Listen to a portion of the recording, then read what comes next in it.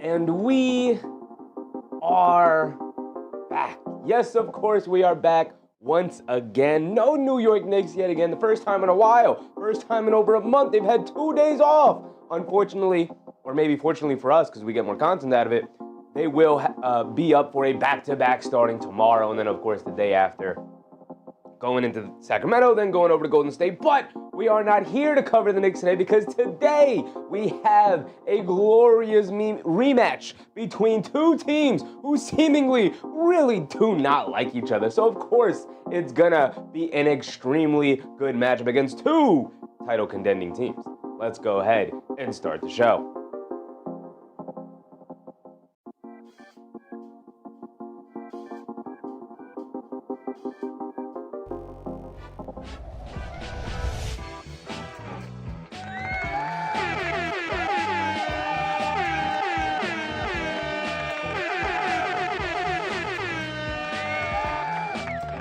That's right, folks. We are back in the building once again because the season never stops and we got games rolling in night after night after night. And so last night we didn't have a great game, all right? You guys were tuned in. Last night we stayed up to watch the Philadelphia 76ers take on the Toronto Raptors up there in Toronto. It was a back-to-back situation. They had just played the night before. Then they played again last night. And it was a butt kicking from moment one. Toronto kept up for a little bit. It was a 17 to 17 point game. And then all of a sudden, Philly just continued to not miss to start the game. And then Toronto, as you would expect, took a little bit of a step back offensively. And they just ended up getting ran up out of the gym. Was never in single digits at that point. Never really got closer than like 20. It was hovering around 20 for a while there. And they never really made a real run. I think it got as low as 13. But by that point, we were already long gone. We tried to give them an opportunity. We tried to wait and see what kind of fight they had. They didn't have a ton of fight. They didn't have a ton of fight in them that night to make the comeback true. And so, unfortunately, we got dealt a bad hand yesterday. Not a great slate of basketball games yesterday. There was also a football game, even though the football game wasn't all that great. So, not a great night in sports all around, right? Blowouts all abound throughout the NBA and, of course, the NFL playoff game yesterday as Pittsburgh Steelers lose yet another one. But we are not here for football. We are here for basketball. And, of course, we're going to be watching the Oklahoma City Thunder at home take on the San Antonio Spurs, starting with Victor Wembanyama. The guy, the go-to guy, the MVP candidate here for the Spurs. Boy, oh boy, is it easy to retool when you start winning the lotteries, right? When you literally win the lottery, the basketball equivalent of the lottery, and maybe even the literal lottery within the NBA of winning the number 1 overall pick in a draft class that has a generationally talented superstar who's about 9'42", however tall he is, this man continues to grow. It's incredible. So, of course, we start with Victor Wembanyama, 24.3, 11.1, 3.1. Incredible box score, incredible stats for Victor. We've gone through this many times. There really is no context to add to it. It's Wemby. You just pray. There's really not much you could do. You get physical with him. You can try to get up under him. Don't allow him to create rhythm dribbles. Push him off his spot as best as you can. And then you hope. And then you hope he misses. You pray to the basketball gods that they are not on San Antonio's side and that they're on your side. All you can do. That's all you can do. You push him off his spot. You make him a little bit uncomfortable. And then you put a hand up, you don't foul, and you hope he misses the shot. That's it. That's all you could really do against him. Bible, what's up, Bible? Nazalan, what's up, Nazalan? Daniel Berry Sports, what's up, Daniel? Justice Dad, of course. Susan, Ozahar, appreciate y'all. Yeah, it's Wemby. You just pray. Bible. I don't know, you ask the basketball guys for mercy. That's all you could do. You hope he misses his jump shots tonight because sometimes he could settle a little too often for jump shots. His only real flaw right now, that maybe some more core strength as he gets older. He's only 22. He's about 8'9", I guess. I don't know. Nobody knows his true height because how can you measure that man? You got to get a ladder to get all the way up to bring the measuring stick up, and then you got to put a measuring stick on top of another measuring stick, because it's not natural to be as big as he is. It is insane. Is it incredible? It's glorious. We get to watch this man play basketball. Hopefully he has a nice, healthy career. And by the way, this man hates the Thunder. He hates the Thunder. In particular, he hates Chet Holmgren, who happens to be on the Thunder. And so by proxy, he hates the Thunder. So much so that just pure hate has helped will his team over the Oklahoma City Thunder. And of course, he's very good at basketball, and the Spurs are a very good basketball team. Part of the reason why they have been able to beat the Oklahoma City Thunder. By the way, they beat them 3 times in a singular week. And so after some time removed, both teams have, suffered through some injuries and whatnot. The Spurs are the healthier team. We will go through it. The only guy they're missing today, the Spurs is Devin Vassell, who does not have a timetable for return. That is not good. Hopefully he can be back for their playoff run and whatnot. And we'll go through the Thunder injuries when we get to the Thunder. But like I said, as Wemby, you just pray. You just pray. I mean, he's shooting 51.5% from the field, 35.5% from 3, 85% from the foul line. There really is no real flaw. Again, you push him off his spot. You try to make try to take away his rhythm so he can't put the ball on the floor. And then you just contest without fouling, and you hope he misses the shot, because there really is no contesting a dude who's 7 foot bajillion when he rises up to shoot a jump shot. Bible said Thunder dare not lose again tonight, because if they do, Chad and SGA might fight Wemby tonight. I don't know. Of that trio, I think J-Dub is the one with the most fight in him. But who knows? But Victor Wembanyama isn't the sole reason why the San Antonio Spurs are good. We can move on over to the second star that has helped keep this San Antonio team afloat while they've dealt with injuries to start the year, and that is De'Aaron Fox, who dealt with his own injuries to start the year. But since he's been back, he's been very, very good, very, very competent for the Spurs, playing at an all-star level. Who knows if he'll make the all-star team? He did miss a bunch of games to start the year, so I'm not sure he's going to be able to get there in terms of games played. But 21 a game, 4.2 boards, 6 assists, under 3 turnovers, 2.5 turnovers. Very, very good. They do have a turnover issue, but it really only comes from one guy. 1.3 steals. He's still swiping the Fox. He's still incredibly quick, still incredibly fast. I probably have Maxey just a tad over him in terms of fastest and quickest players in the league, but Fox is still right there in his prime, 28 years old, 46% from the field, 80% from the foul line, 32% from 3. The jump shooting is starting to trend down a little bit after a pretty hot start when he came back from the injury. They're going to need jump shooting tonight, because in order to beat the Thunder and their defense, you're going to need to be able to knock down perimeter shots. And for the first 3 games that they played each other, the Spurs knocked down the perimeter shots. And so that was kind of a way for them to beat them. They're going to have to continue it tonight. And they've been on a little bit of a downturn with their three-point shooting. So it's important for guys like De'Aaron Fox, who is an all-star, or at least at all-star level, in addition to Victor Wembanyama, they're going to need to be able to knock down shots. We get to Steph Castle, who is probably the biggest culprit right now for the downturn of the three-point shooting for the San Antonio Spurs here. 17 points a game. The scoring starting to trend down a little bit. 5.1 rebounds, 6.8 assists, 1.3 steals. The defense is always going to be there. He's over 3.5 turnovers, which is obviously, you guys know, my threshold. Got to cut that down. It was around 4.5, 5-ish. To start the year, and then it's slowly been starting to come down, and now that De'Aaron Fox is back, I think I wrote it down here, now that the return of Fox has helped lower the turnover numbers. They're continuing to lower. They were hovering around 4 after Fox came back, and so hopefully he can get them down below 3.5, which you guys know is my limit. That's my ceiling. If you average more than 3.5 turnovers, I'm looking at you like, brother, you got to improve that. If you're averaging over 3 to 3.5, I'm looking at you sideways like, hey, better watch them turnovers. You want to be under 3, even if it's 2.9, or even if you're at 3 exactly. Don't go over 3. Once you're over 3, if you're 3.1, I'm looking at you sideways like, brother, lower them turnovers. But outside of that, Castle, we know what he's capable of. It's really this right here that you need him to improve on. He's hit big key threes this year when they've needed him to hit big key threes. But overall, 26% from 3 is just not going to get it done. It's going to be their Achilles heel once they get to the playoffs, because they're just going to abandon Steph Castle. And I know he's uber athletic. They swing the ball to him. He could eat up space and attack the rim. But teams will be ready and willing for that over the course of a 7-game series. So he's got to knock down his threes at a respectable rate. I'm not talking about 40% from 3. I'm talking about 34% from 3. That's all I'm asking for, which is not a good number, but at least it's somewhat respectable. Over to Austin. What's up, Oda? Knicks taking on the Kings tomorrow night at 10:10. Yeah, it's going to be a late night tomorrow. Right? Get your naps in, y'all. Get your naps in. MH, what's up, MH? Dang, I just randomly looked to see who was streaming Spurs Live. Did not expect a full-on presentation salute. Appreciate you, MH. Appreciate you. We do games Monday through the weekend, brother. We're here. We're here. We will also be live all the way through the game.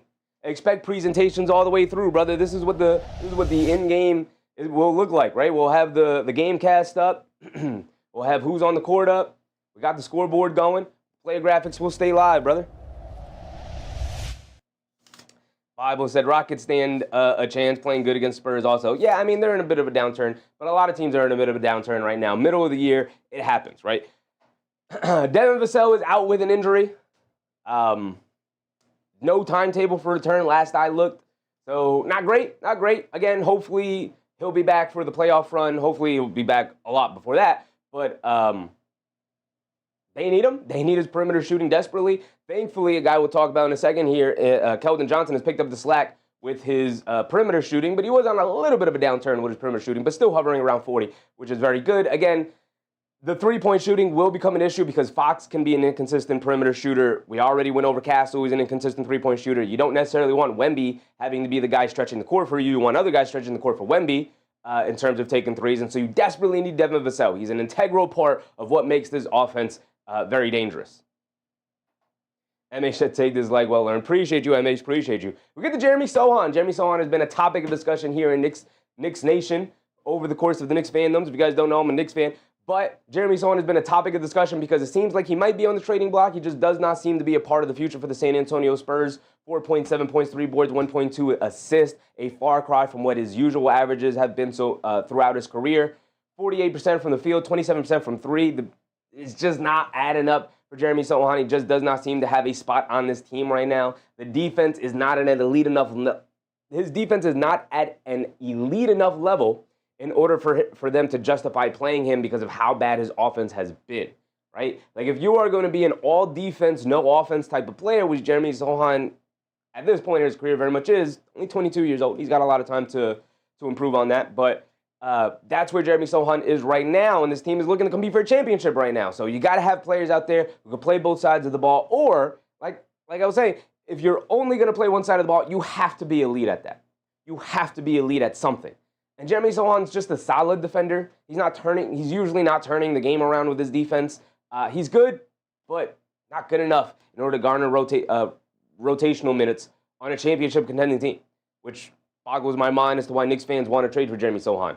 He's not playing on the Spurs. What makes you think he's playing on the Knicks? Because he can play a little bit of defense? The Knicks don't need a little bit of defense. They need a lot of bit of defense. Or they need to just entirely lean into their identity and just go full on with their offense, which Jeremy Sohan is not helping.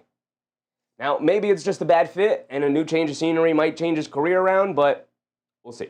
We'll see. 22 years old, still has a lot of potential left, but not looking good so far here with the Spurs. Not a part of the rotation right now. Is getting squeezed out of the rotation. As of late, they started to sneak him back into the rotation, but only a handful of minutes here and there. I doubt we see him tonight. Maybe we will, but I doubt it. We get to Dylan Harper, the number 2 overall pick. 10.4 points, 3.2 boards, 3.5 assists, hitting a little bit of the rookie wall right now. 42.5%, I'll round up for him. 43% from the field, 25% from three-point range. Like Steph Castle, this is just not going to work in the long term, which is why I don't think the Spurs are really a championship contending team this year. They can knock teams off if they don't take them seriously, but I do think teams will take them seriously, especially after beating the Thunder 3 times in a row earlier in the year. But between Castle and Harper, it just shrinks the floor far too much, and then all of a sudden you have Wembanyama out on the perimeter settling for a lot of jump shots because they can't create space for him to operate. This just flat out needs to improve. Everything else seems great with Harper. Again, he's in a bit of a downturn, hitting the rookie wall middle of the year. It happens to almost every rookie, unless your name is Cooper Flagg or rookies like that, generationally talented rookies. Like Dylan Harper is going to be a phenomenal starting point guard, maybe even an all-star starting point guard, maybe even an all-NBA caliber point guard over the course of his career. He's only 19. Shooting 25% from three-point range, coming off the bench as a backup guard. I know the expectations are high with him because he was the number 2 overall pick, but this team's looking to win basketball games right now, right? And as well, into the future, obviously, but they're trying to win basketball games right now. And right now, Harper's not providing the solutions that they need to lubricate the offense. You're obviously going to keep playing him. Number 2 overall pick. He hasn't been that bad, but he hasn't been good enough. We get over to Harrison Barnes, the wily vet, and the thing that was awesome about Harrison Barnes early in the year was he was lighting the nets on fire. kind of coming back down to earth a little bit here. 37% from three, and we just talked about Devin Vassell, the absence of him. We talked about the struggling Steph Castle and Dylan Harper from three-point range. They need Harrison Barnes shooting more than ever with the situation they have going for them right now with the players that they have available at their disposal. They need his perimeter, his perimeter shooting, his floor spacing capabilities. I know he can do a little bit more than that. 11.5 points per game, 3.1 rebounds, 2.2 assists. Solid vet, 33 years old, back end of his career. We get the full resume. He's got a ring. He's been on great teams. He's played a multitude of different positions, a multitude of different roles on teams. He's great for them.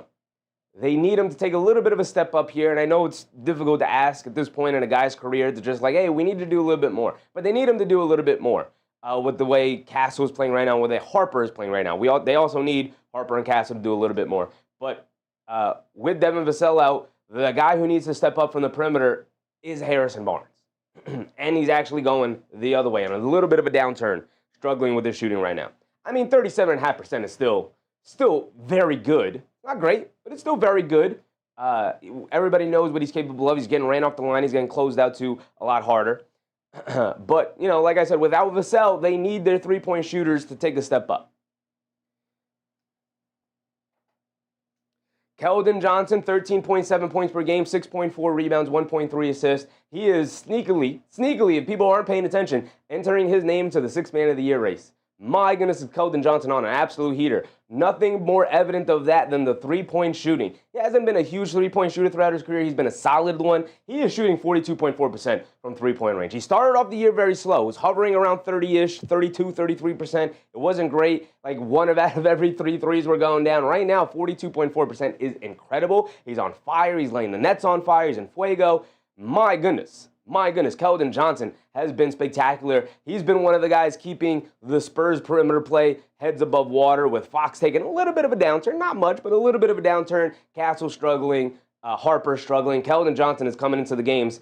And it's not just the shooting. It's not just the scoring. This man is coming in and snagging rebounds he has no business to snag. You might even consider him the Josh Hart of the San Antonio Spurs. Maybe you consider Josh Hart the Keldon Johnson of the New York Knicks. Either way, these guys are providing hustle, energy, and effort and toughness to teams that very much need that level of presence, particularly from perimeter players like Keldon Johnson and Josh Hart. Very key role players for these teams, right? Don't sleep on it. Like, also, 57% from the field is ridiculous. This man is a bowling ball going down towards the basket. He's catching it. He's going. He's not stopping. He's finishing through contact. He's knocking down his free throws. At 78%, knocking down the three, so now you're closing out even harder against him from three-point line. It's opening up driving lanes for him. He's driving, he's kicking, he's moving the ball. I mean, he's not kicking a whole lot, 1.3 assists per game, but he's keeping the offense going, right? He's been fantastic for the San Antonio Spurs. Again, keeping their heads above water as some of the guys are starting to take a little bit of a downturn in the middle of the year. As a lot of teams are, a lot of players are. Again, when you're at this level, like the Spurs and the Thunder and the Knicks and, you know, all these teams that we've talked about, and that we cover so far this year, we're almost at the 41-game mark. We're essentially at the halfway point of the year. These teams right now are like, whew, we've been playing our butts off to start the year, huh? We got off to some good starts. When's the All-Star break? God, it is getting tired out here. So that's kind of where these teams are, and that's why you're kind of seeing a little bit of a downturn, some funky endings to a lot of these games, like Charlotte blowing out the Thunder. It happens. Weird endings like this happen in the middle of the year. But Keldon Johnson, like, these are the guys you need to rely on in order to keep your teams above water. Keldon Johnson, that's why it was so huge for the Knicks to get Josh Hart back, guys like him. Eventually, they'll get Landry Shamet back, but Keldon Johnson, Devin Vassell, hopefully they can get him back. No timetable on his return, but hopefully they can get him back in not too long of a period.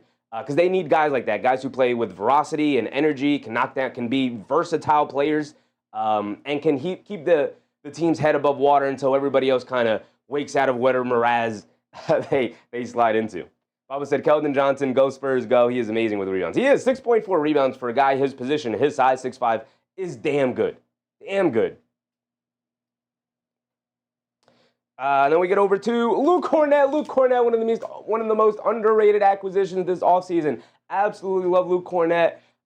Kind of sad that the Knicks picked up Yabusele instead of Luke Kornet. I know I'm bringing up the Knicks a lot, but that's my team, of course. Luke Kornet has been phenomenal for the Spurs, especially since Wemby's kind of been on and off the court. Let me turn the heat off. I'm sweating already. Especially since Wemby's been on and off the court to start this year. You know, in with injuries, out with injuries. You know, all of the things. Coming off the bench, starting, now back off the bench, now out for a little bit, now coming back. But he's back in the starting lineup. So it's been a little weird. He's had to play a ton of different positions in terms of like being a starter, being a backup, playing alongside Wemby, learning a couple different things, new team after being on the Celtics for 2 years. So a little bit of a different environment for Luke Kornet, but he has absolutely been thriving this year. 8.2 points, 7 boards, 2 assists. He's been integral in multiple. Camille Lightburn, what's up, Camille? He's been integral to multiple wins for the San Antonio Spurs this year in terms of his offensive rebounding, his putbacks, his positioning, his screen setting, all of the things. His passing is a great ball mover. 2 assists as a backup big is actually pretty dang good. 1.5 turnovers. He's been a great rim protector. 1.3 blocks. He just finishes everything around the rim, outside of like layups and dunks and lobs. Not really taking shots, which is, perfectly fine for a backup big like him, but he's incredibly versatile. He eats up space well. Kind of like a mini version of Isaiah Hartenstein. Like Hartenstein and Luke Kornet, they don't necessarily spread the court to the three-point line, but they do a really smart job of eating up space, spreading the ball around, hitting backdoor cutters. They're decent passers for their position. In Hartenstein's case, a very good passer out of his, for his position. But guys like that, like you can't just play off of them entirely. Also, giving them space to kind of roam and position themselves properly for offensive rebounding is a problem, so you have to stay connected to them. Luke Kornet's been phenomenal for them. He's saved multiple games for them, especially with Wemby being out for as long as he has so far this year. And the last guy I want to talk about is Carter Bryant. We don't have to talk about Carter Bryant. He's not really part of the rotation, but I do like Carter Bryant. He's going to be a big part for them in the future. At least that is the hope. He does have the potential to do so. He just turned 20. He was 19. He just turned 20. 2.1 points, 1.6 blocks, 0.2 assists. He's not really part of the rotation. Gets some spot minutes here and there. Mostly plays in blowouts, obviously. But I just kind of like Carter Bryant. I had him in here to start the year because I thought maybe he might work his way into the rotation because I didn't think the Spurs would be this good. I thought they'd be good, but maybe not this good. But that just hasn't really been the case, and a lot of other guys have really stepped up. So shout out Carter Bryant. He's not really part of the rotation, but he is a part of our pregame speech. Now we get to the Oklahoma City Thunder, and let's start, of course, with Shai Gilgeous-Alexander, probably the front runner for MVP after the Jokic injury. 32 a game. It's actually slightly down. 32 a game, 4.5 rebounds, 6.4 assists. The efficiency is absolutely ridiculous, out of this world. It's actually slightly down. It was at about 55.5. It's now down to 54.7. Free throw shooting's down from where it was above 90. Now it's 88.8. Three-point shooting was hovering around 42. Now it's down to 39.6. So he's actually coming back down to earth a little bit. Yeah, back down to earth. For a guard, these are absolutely ridiculous efficiency numbers. There's a reason why he won the MVP last year. There's a reason why he's in the running for MVP this year. He'll likely win it with the Jokic injury. And yeah, he deserves it. SGA has made yet another leap this year. The three-point shooting is phenomenal. It was not at this level last year. The reigning MVP has gotten even better. So good luck to everybody else. I don't know what you do with the guy. You can't touch him because he flops all over the place drawing fouls. You can't look at him the wrong way. He rises up and knocks down every mid-range shot he takes. He's too talented. He's too skilled. And then he gets every call he wants. So it's incredibly difficult to guard him. Incredibly difficult. But the San Antonio Spurs, if you want any light at the end of the tunnel against Shai, the San Antonio Spurs at least have multiple bodies they can throw at him. You have Fox, you have Castle, you have Harper. You don't have Vassell, unfortunately, today. But you have multiple guys, so you could just put on SGA and at least make him a little bit uncomfortable or think twice about the things he's going to do on the court. Salvador Chavez, what's up, Salvador? We get over to J-Dub. J-Dub is having an interesting year. We all know he started off the year injured. Jalen missed the first 20 games of the year. 20 games already he missed. He's back and he's rounding in the form, which is nice, which is solid. But the Thunder aren't really capable of surviving just regular J-Dub. They need star J-Dub to make a return.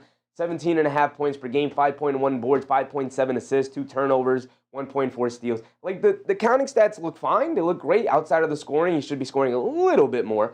But everything seems fine. 47% from the field and 28% from three is obviously not good enough. He's a better three-point shooter than that, but he is an inconsistent three-point shooter. So he's got to round back into form. He's got half a season to go. Again, we're hovering around the halfway point. But he just hasn't really been good enough. The J-Dub minutes without SGA have been a little rough in terms of creating quality offense. And OKC isn't necessarily an offensive juggernaut team. And consider how their three-point shooting is just kind of falling off a cliff. So when you take all of that into account, the J-Dub minutes are really tough because they could just load up on him. His perimeter shooting has not come around so far since coming back from the injury.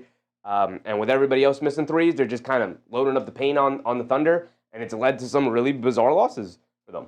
Part of the reason they are in a situation that they're in right now, sitting at 33-7, a team that at one point people were thinking could challenge for the NBA record.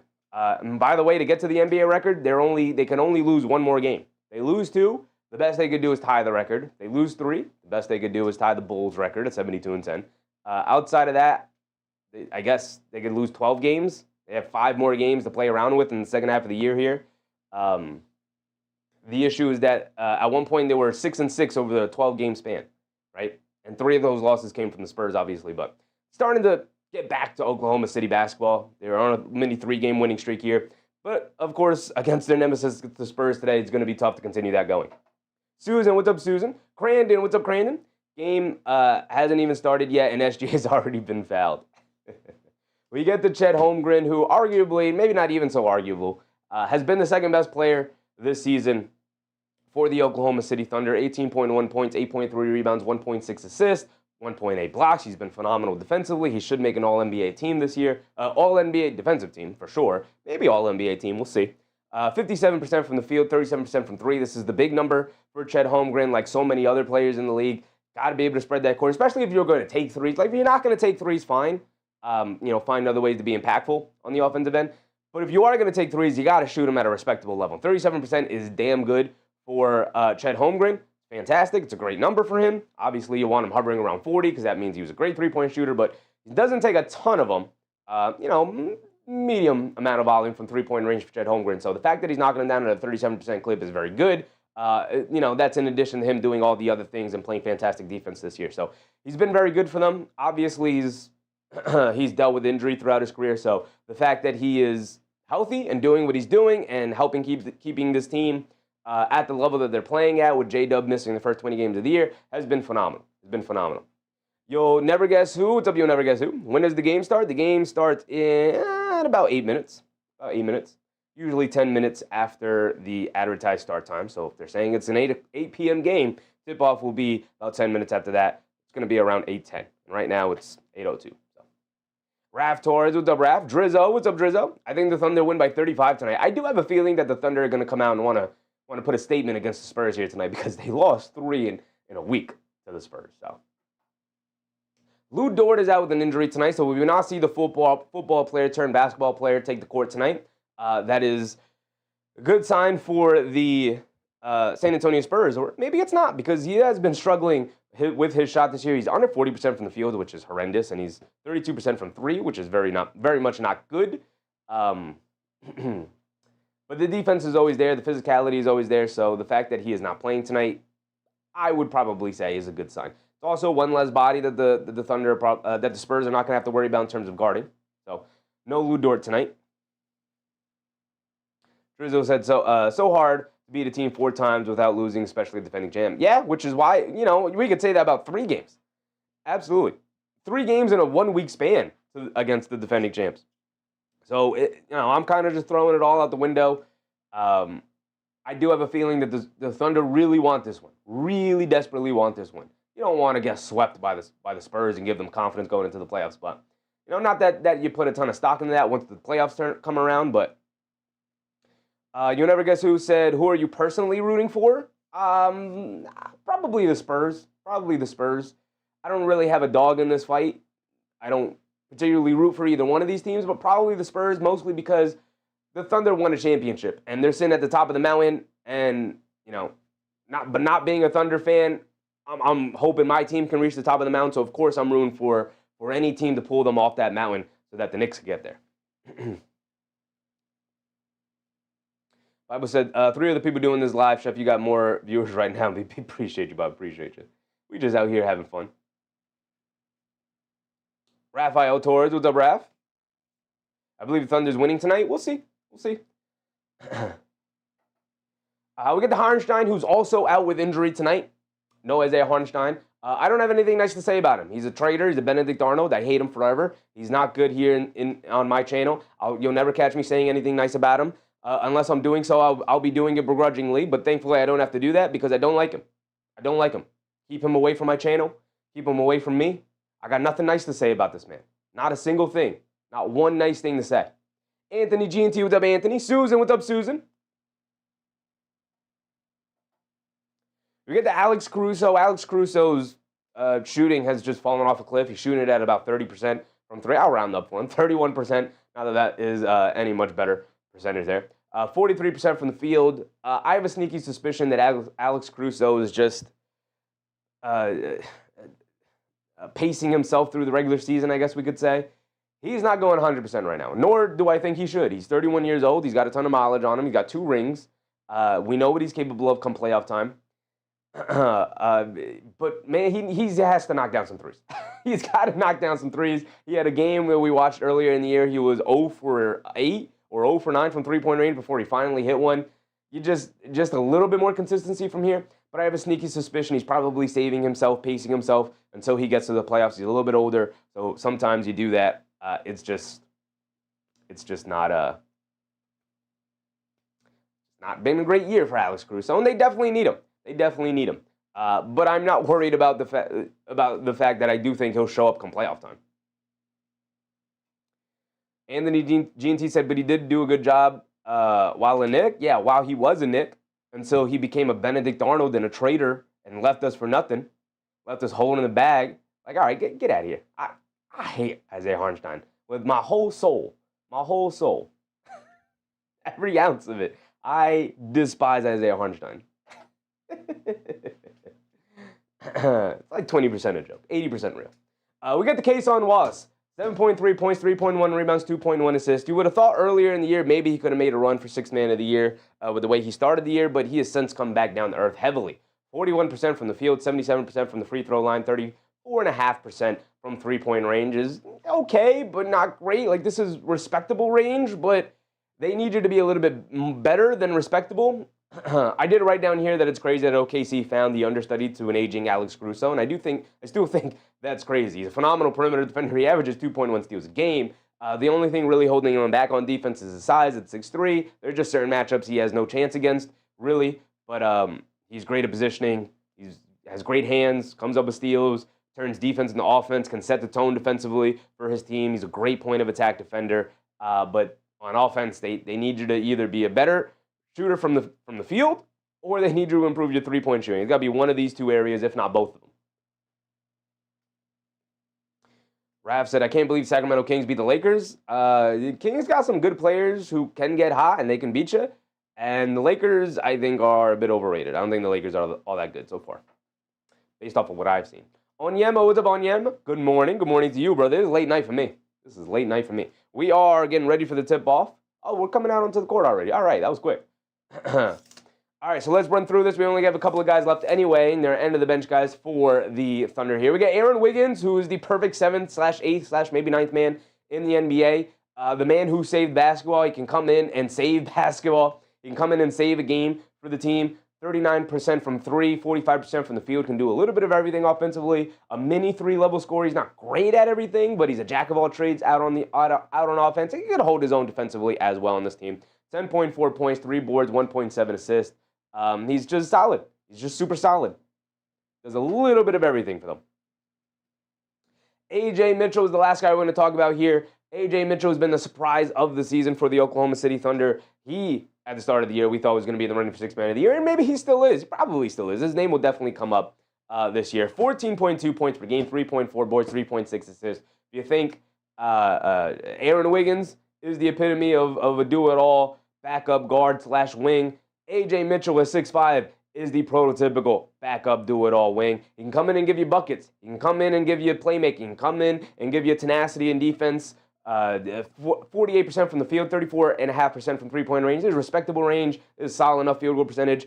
He can knock down the floater. He can get to the basket. He can finish through contact. Knocks down his free throws at a high level. Can do it all. And he's a tenacious defender. 1.4 steals per game, can be a playmaker out on the defensive side. He's extremely good, extremely valuable, and of course the Oklahoma City Thunder found yet another guy, and he's going to be in the running for 6th man of the year this year. My goodness, do the rich just get richer. With that being said, I believe that's the end of it. That's the end of our pregame wrap-up here, so let's get ready for the tip-off. Let's get ready for the game, y'all. Let's do it. Susan said the Knicks need Bay all day.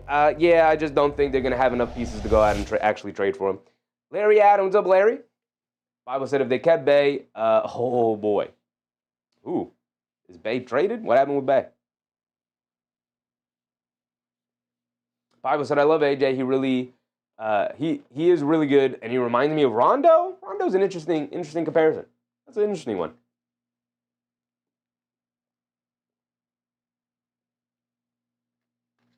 Usual starting lineup for the Thunder with Hartenstein out. You got SGA, Kayson Wallace, Aaron Wiggins, J-Dub, and Chet Holmgren. Wiggins, of course, is in for the injured Lou Dort as well. Drizzo said Bey doesn't play defense. He's an okay defender. He's not a great defender. He's an okay defender. I think if you surround them with good defenders like Bridges and Anunoby and Robinson, I think you'll get a lot more out of Bey. But when you surround them with Zion and Trey Murphy and Jordan Poole, he's not going to uplift your defense. A decent team defender. Joey DeLuca, what's up, Joey? How's it going, y'all? How's it going? We got like another minute or so. We got one more commercial break. They just did the player introductions, the player announcements, so should be getting ready for the game now. Going to be a great game tonight. Both great teams, absolutely. Absolutely. The Spurs are 27-13. The Oklahoma City Thunder are 33-7, of course, the best in the league. Onyema said that's the normal starters for OKC. No, the normal starters involve Lou Dort and Isaiah Hartenstein.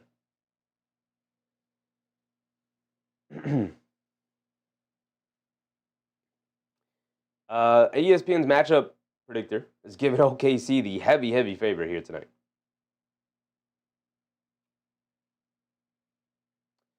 We have a couple of other games that have gone off so far tonight. No games have wrapped up, right? Yep, no games have wrapped up. Suns taking on the Heat. Heat with an early lead, 43-32. That is a tough team. Bulls playing the Rockets. Rockets are on, I believe, a 3-game slide here. Something like that. Nuggets, Pelicans. Okay, Pelicans suck. We got Timberwolves, Bucks tipping off around now. And then the late games, you got Hawks, Lakers. And then the late game, 11 p.m. start time here on the East Coast. Way too late. Way too late. You got Trailblazers taking on the Warriors. Let's go ahead, set ourselves up. Looks like we're back into it. Let's turn the volume back up. That's not what I need. This is what I need. Here we go. We'll screen it. There we go. Got that set up. Got this set up here. Zoom out just a bit. There we go. That should be good.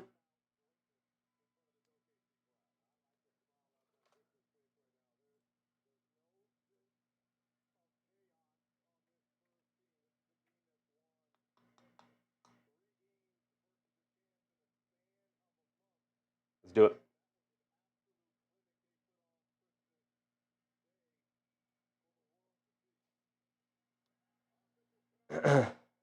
Larry said Wemby must not be playing. Wemby is playing, brother. Wemby is playing. The only guy out for the Spurs is Vassell. Here we go. Wemby versus Chet Holmgren on the tip. You know Wemby just has this inner heat against Chet Holmgren for whatever reason. There's a couple of reasons that might exist, but Wemby wins the tip, and Castle will bring it down. Castle up top being guarded by Wiggins. Castle coming to his right. Has space down the lane, and terrible OKC defense to start the game gives Castle a wide open lane to the basket. He dunks it down with two hands. Just a huge driving lane for Castle. The seas parted, and Castle got all the way to the basket. J-Dub the other way hits a pocket pass to Holmgren, who gets fouled by Barnes. Nice slip pass by J-Dub there for Holmgren cutting to the rim off the screen. Larry says, why is OKC the favorite? Because they're the best team in the league, brother. That is why. That is why.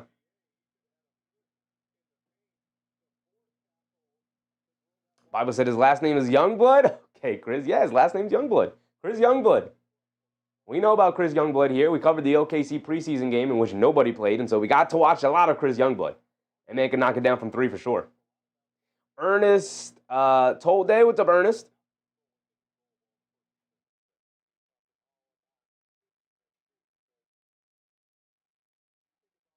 Holmgren knocks down his first free throw. He's got one more coming.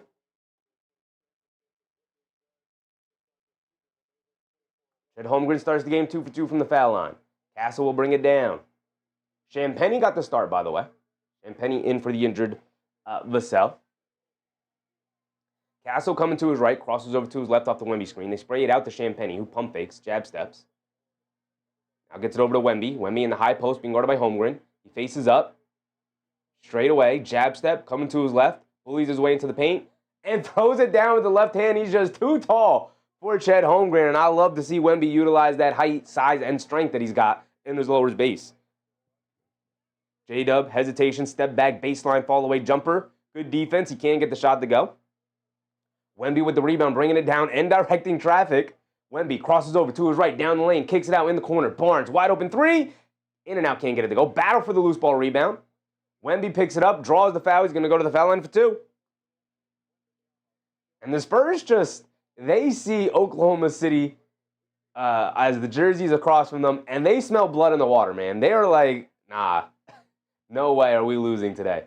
This is going to be such a fun playoff matchup. I hope we get it. I hope we get this playoff matchup here. Bible said, my TV is always behind you, Chef. I guess you got 6G and my 5G sucks. I don't use the Wi-Fi, brother. I don't use the Wi-Fi. I'm wired in. You got to wire yourself in, brother. Wire yourself directly to the internet.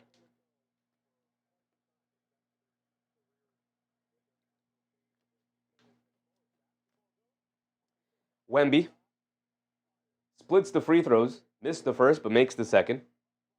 10:40 to go. 5-2 lead for the Spurs. SGA bringing it down. In and out dribble. Attacking to his left. Stops. Pump fake. Leans in. Turns it over against Castle. Great defense from Castle. SGA trying to foul bait his way to the line. He can't get it. Great defense. To kick it out to Champagnie for a 3. Comes up short. Creams off the side of the rim. SGA chases down the long rebound. Bringing it down. Castle hustles back to stay in front of him. SGA is going to put him right in the post. Attacking. Stop. Half spin. Turns. Wemby right there. Leans in. Kicks it out to Holmgren. Holmgren up top to Wiggins. Wiggins being guarded by Fox. Attacking behind the back, coming to his right. It gets in the lane to kick it out. Cason Wallace, a wide open 3, and he knocks it down. They need guys like Cason Wallace to knock down their 3s. Castle quickly pushing the other way. Bump Euro, gets into the paint to kick it out to Barnes. Swings through to his right. Pass fake to kick it out to Wemby. Wemby, pump fakes, kicks it over to Castle. Castle lobs it up top to Wemby, and he throws down yet another one over Holmgren again. It does not matter. Just throw it up to the alien. And then battling for a loose ball. And they say it's out of bounds off of, is that Barnes? Barnes tying up SGA along the baseline there, but they call it out of bounds on Barnes.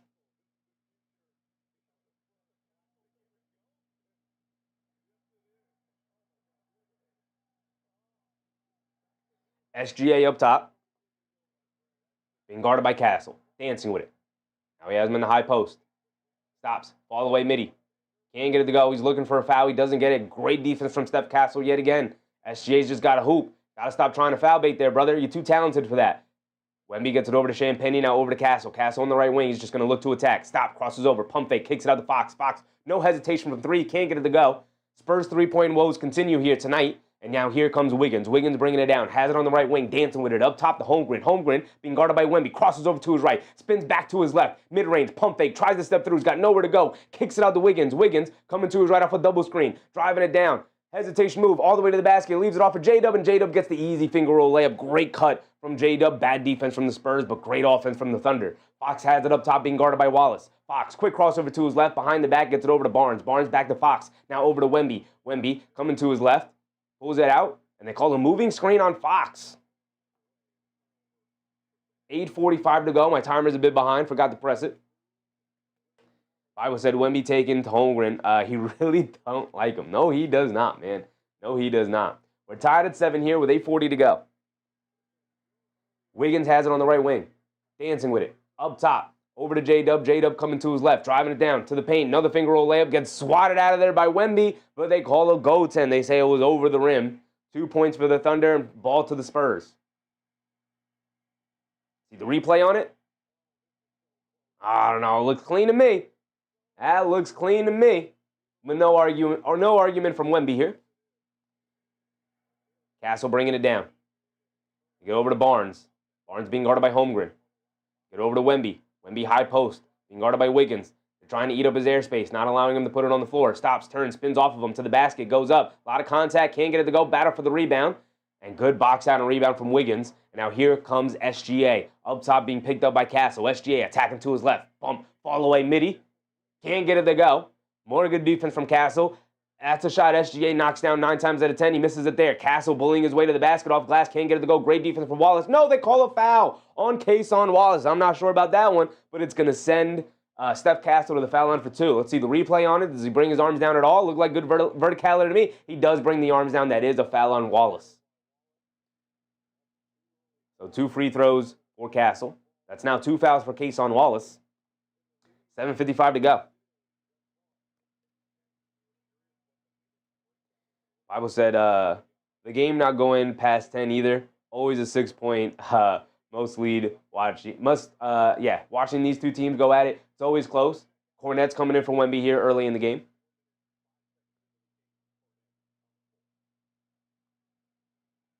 Castle misses the first free throw. The missed free throws early here for the Spurs. Wemby split his 2 free throws earlier. Now Castle missed the first one. Does knock down the second one at least. 9-8. Under 8 to go here in the first. J-Dub up top. Coming to his right. Over to Holmgren on the pick and pop. Pump fakes from 3 being guarded by Cornet. Attacking to his left. Driving it down. Pump fakes along the baseline. He's got nowhere to go. Great defense from Cornet. They swing it over to SGA. Ball knocked out of his hands. He picks it back up. Now attacking to his left. Mid-range pull-up jumper again. And this time he knocks it down.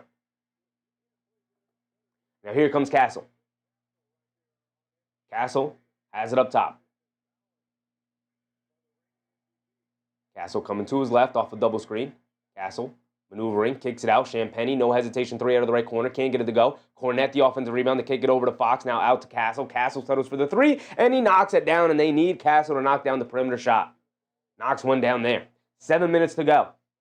SGA quickly attacking the other way, loses the handle, but kicks it out to Holmgren. Now over to Wallace. Wallace down the lane. They kick it out to J-Dub. J-Dub pump fakes, attacking Champagny off the bounce, leans in, goes up off glass. Can't get it to go. Good defense from him. No foul called. A lot of contact. And now here comes Fox. Quick crossover to his right. Shoves it out to Champagny. No hesitation, 3 from Champagny. Airballs it. But Luke Cornet is right there. Misses the putback. Grabs it again. Misses it again. And he goes up and flips it up in with the left hand. He's just padding his stats with the offensive rebounding and a full timeout for the Thunder here. They want to talk a couple of things over. Luke Cornet's just padding his stats there, y'all. That's all he's doing.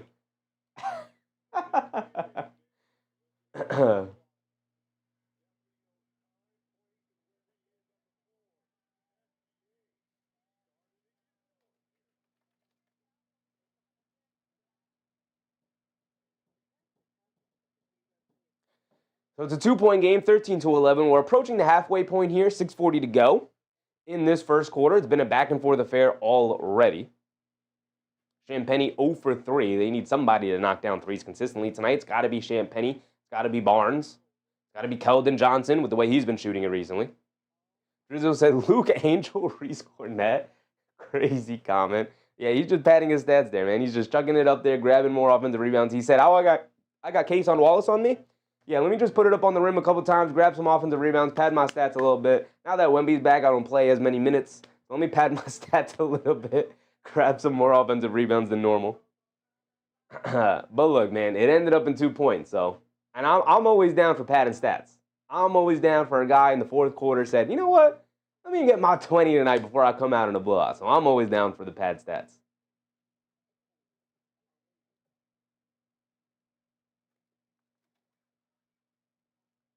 Start the game, SGA is 1 for 3, missed his first 2 shots of the game on good defense from, and a turnover.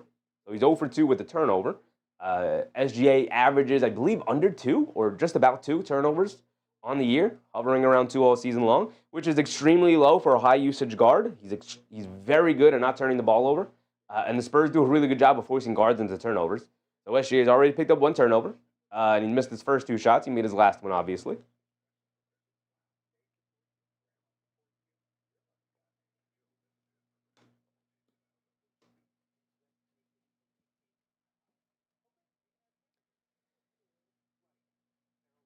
Bible said I do that in NBA 2K all the time for the double-double or the triple-double.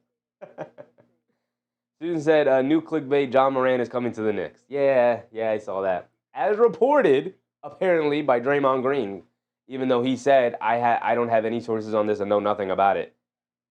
But suddenly it's being reported as if it might be a thing. Sure. Definitely not going to be a thing.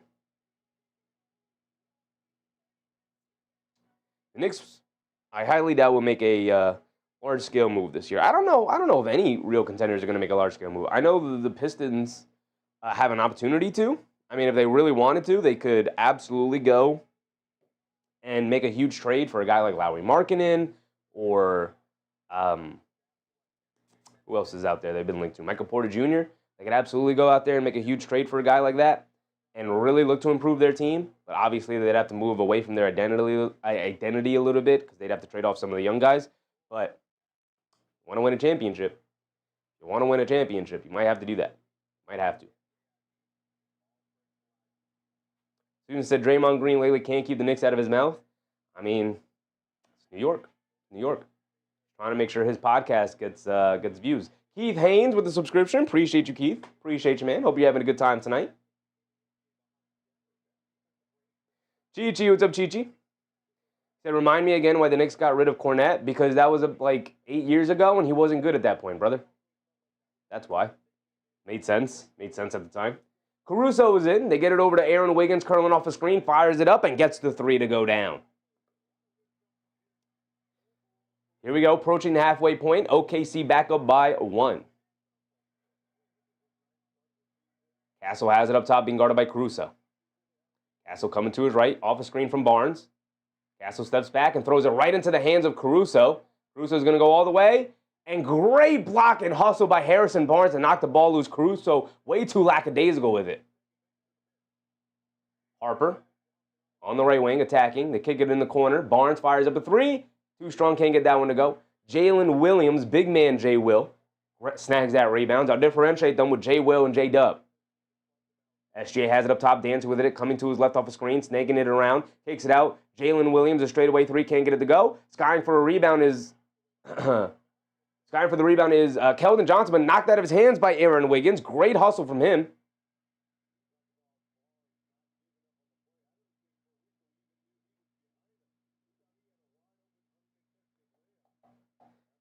MBM reminding people to like button. Appreciate you, MBM. Appreciate you, brother. Foonpay, what's up, Foonpay? I'm glad you like, but will you learn to forgive Harnstein? Never. Never. He'll never be good in this channel ever. Ever. As long as I'm here, as long as I'm hosting, never, ever, ever. Drizzle, what's up, Drizzle? Knicks got rid of Cornette because of Mitch and Isaiah. They got rid of Cornette long before Isaiah Harnstein was ever even considered for the team, brother. They got rid of him early in his career because he was not good at basketball at that point. It took him a bunch of years to figure out how to learn how to be a solid big man in the NBA. Sometimes that happens. So the Knicks definitely weren't going to hold on to him for that long for him to figure it out. SGA maneuvering into the paint, misses a foul line jumper. Offensive rebound to the Thunder. Now SGA is going to look to attack. Lindy Waters is in the game. They swing it out. Jalen Williams, a right wing three. He can't get that one to go down. And Derek Harper chases down the loose ball rebound. They get it over to Castle. Now over to Waters. Now up top to Harper. Harper on the left wing. Over the top pass to Waters. Waters over to Harper. Harper straightaway three. Got it to go. We talked about the struggling Spurs from three-point range in terms of Harper and Castle, and both of those guys have knocked down a three in this first quarter.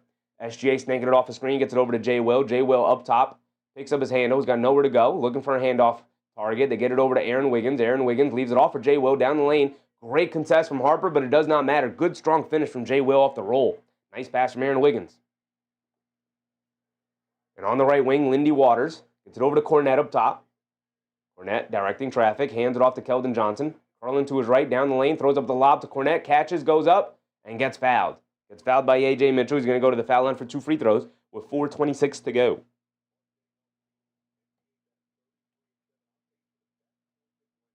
MEM said Cornette was garbage. He was not a good basketball player. He could barely make the rotation on a team that sucked in the New York Knicks at the time. He was not a good basketball player. It makes sense for the Knicks to have moved on. Cornette continued to put the work in. Bounced around a bunch of teams, finally found a home with the Celtics, finally proved he could be a legit big, and here he is thriving. Takes guys some time. We talk about linear not being progression. Linear not being progression. We talk about progression not being linear in the NBA all the time. Cornette knocks down a first free throw, giving the Spurs a lead.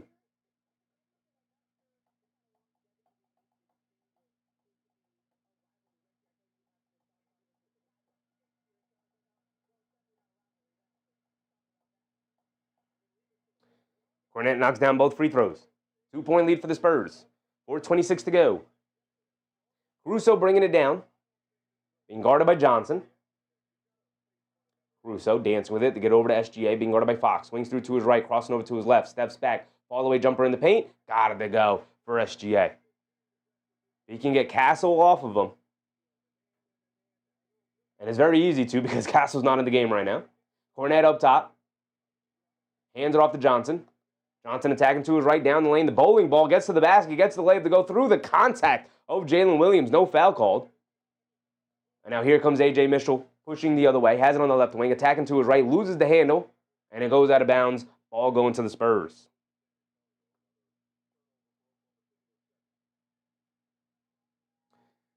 Georgia, what's up, Georgia? It's scripted because San Antonio Spurs beat OKC last 4 times or something like that. Sure, brother, sure. They get it out to Lindy Waters, a deep straightaway three.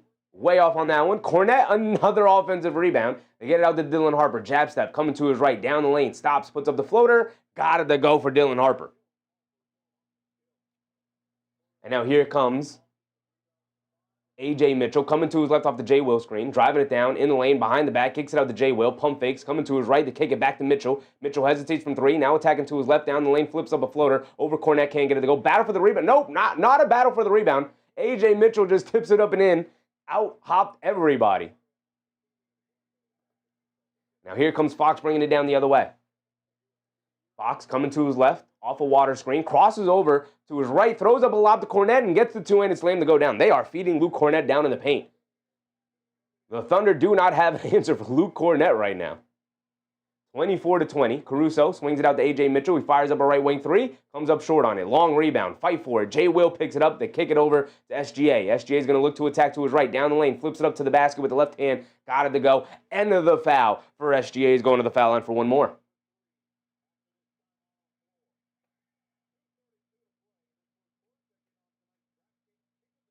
Gigi said, yeah, but letting Cornette go reminds me of Mets choosing Wright over Turner.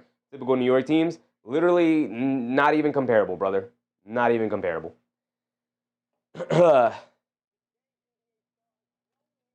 Georgia said, the Hawks trade with the Wizards was coded. CJ McCollum first fits like a glove. I hope tonight Kisper shows us versus the Lakers. Playing the Lakers, the Lamers. I mean, they got something for Trey, which, you know, who would have thought his value would have been so low that he would be traded for role players, but no draft capital at all. But positive for the Hawks. If Jalen Johnson can make the true leap to be a 1A dude, it's a great trade. Great trade. Brandon said, I just call him the foul merchant.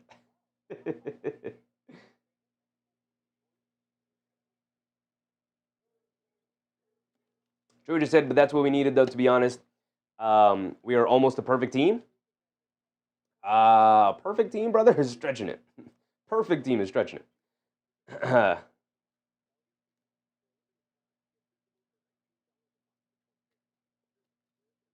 Georgia said, we're trying to make a run this season. If you're trying to make a run this season, you should definitely trade for Giannis.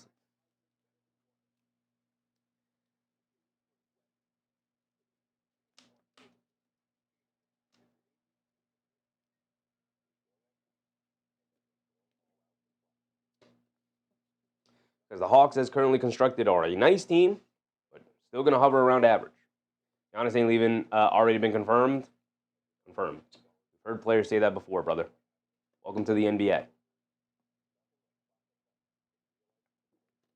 Damian Lillard was also not going to go anywhere. Confirmed by Damian Lillard until it wasn't.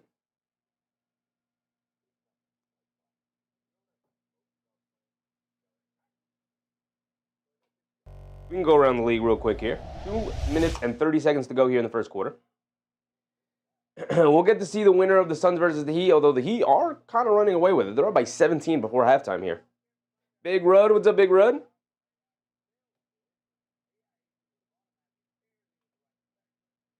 Rockets and Bulls locked in a tight one after 1. All right, we'll keep an eye on that one. Rockets on a little bit of a slide, sitting at 22-14. Suns Gen, what's up, Suns Gen? Boo. Boo. I'm actually rooting for the Suns tonight, Suns Gen. It might just be me, brother. It might just be me. Because I'm actually rooting for the Suns tonight. And yet, OG Roo, what's up, OG Roo? All right, it would be nice if the Suns can beat the Heat. Anytime the Heat lose, it's great. They look bad? Why do they look so bad, though? Are you missing anybody? O'Neal, Brooks, Mark Williams, Devin Booker, Colin Gillespie. Why couldn't they have looked bad against the Knicks? Why they got to look bad against the Heat? The Knicks could have used the win.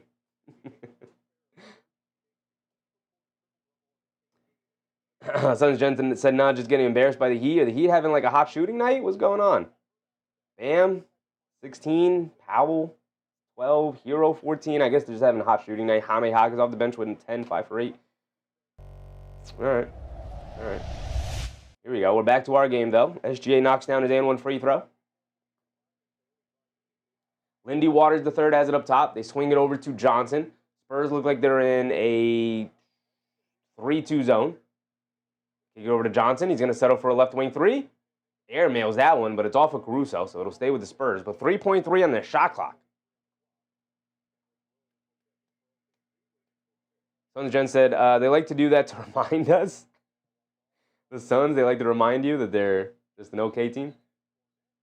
Cornette heaves it up at the rim on like an inbound lob pass to him. He just throws it up at the rim. They call it a foul on J. Will, but they're going to say before the shot attempt. So if it's before the shot attempt,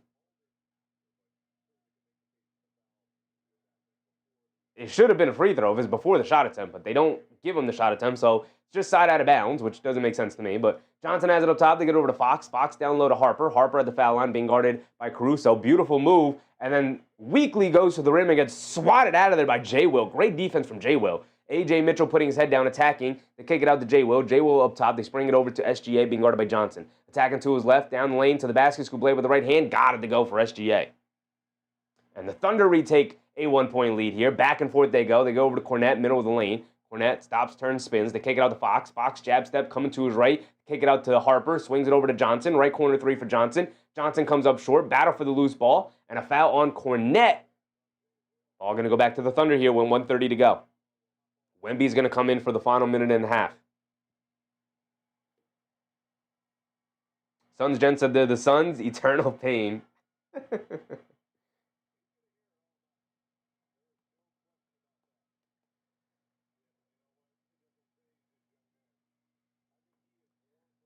So the Thunder bringing it down. A.J. Mitchell up top, being guarded by Harper. Coming to his left, up top to SGA. Now SGA coming to his left off a Caruso screen. They spray it out to Jalen Williams for a three. He can't get it to go. Keldon Johnson with the rebound. Quick outlet to Dylan Harper. He's just going to look to attack to the basket. Takes a bump, gets the foul. He's going to go to the foul line for 2 free throws. Great attack from Dylan Harper there to get to the basket. Suns Jensen, I'm a proud fan, but it comes with that understanding. Absolutely, brother, absolutely. That is the disappointment of fandom all around. All around. You don't think that as a Knicks fan, brother, that I know what it's like to be hurt by your team? Chichi said, is it just me or is Jay Will overhyped? I don't think he's an all-star. Well, he's not in the game right now, brother. You're talking about J-Dub. I'm talking about Jay Will, the big man. Bible said, yeah, I'm going to be directly plugged next game. Trying to reconnect is annoying. Would you stream? Bernard Johnson, what's up, Bernard? I'm doing good, Bernard. How you doing, brother? How you doing? Dylan Harper knocks down both free throws. Pack up by 1, the Spurs go. These two teams trading the lead all first quarter so far. A.J. Mitchell coming to his left off a screen. They get it over to J. Will. Shoves it out to Caruso. Caruso steps behind the three-point line for a three. Got it to go. Big-time shot for Alex Caruso, who's really struggled from three-point range this year.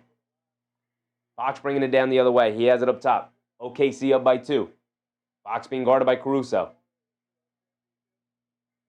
Fox crosses over to his right. Down the lane, takes a bump, throws up the floater. Off the back rim, can't get it to go. SGA with the long rebound, gets a running start, bringing it down against Lindy Waters. Takes a bump, puts up the floater, can't get it to go. He's going to go to the foul line for 2.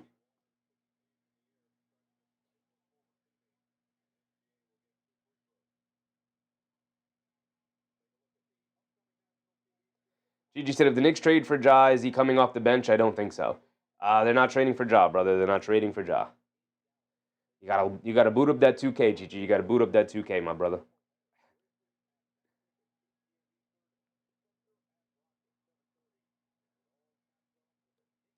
Bible said, no, with the Spurs Thunder game, you're gonna win. Oh, appreciate you, brother. Appreciate you. Yeah, this is also a Peacock game. I'm watching it on NBC because I prefer to watch it on the channel than to watch it on a streaming platform. Georgia said, Phoenix a little tired. I get it. I get it. They're doing like a little East Coast trip here, right? Keldon Johnson down the lane misses a floater. SGA did knock down both of his free throws, 30-26, and Caruso bringing it down. Cross the lane, to kick it up top to SGA. He's going to look to attack, crosses over, step back, mid-range, follow away. Got it to go for SGA. 6-point lead for the Thunder to end the quarter here. Great end to the quarter. Harper is going to bring it down. Harper up top. They're going to hold it for what should be the final shot of the quarter here.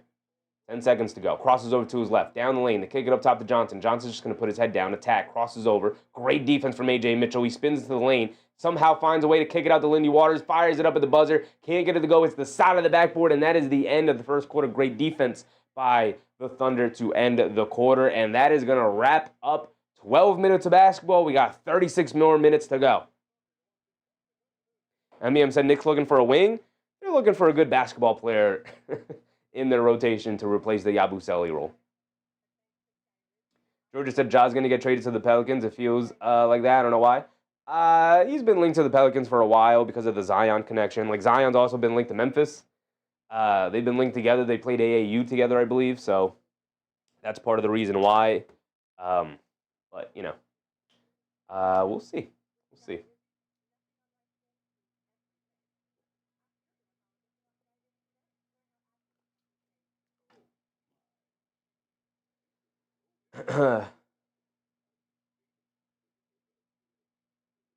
Robes, Pierre, what's up, Robes?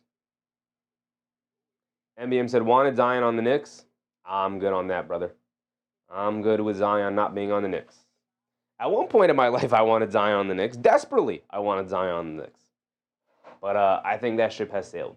I think that ship has sailed. 32-26, end of the one.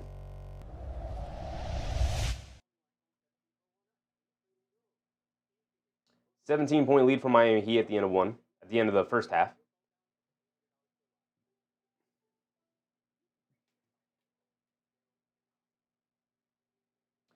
Bulls, Rockets still locked in a tight one. Timberwolves, Bucks not locked in a tight one. Timberwolves up by 22. Timberwolves are hitting their stride right now. After a rocky start to the year, they're sitting at 26-14. They could be as high as 2 before the All-Star break.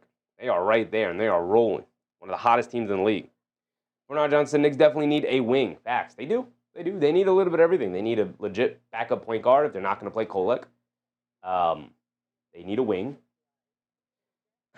They need a power forward / big / wing to take up the Yabusele role.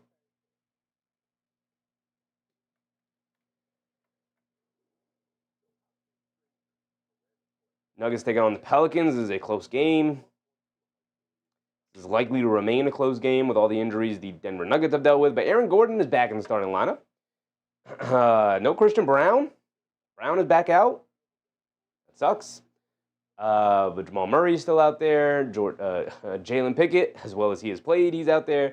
Peyton Watson, as well as he has played, he's out there. Getting Gordon back is at least solid. Solid.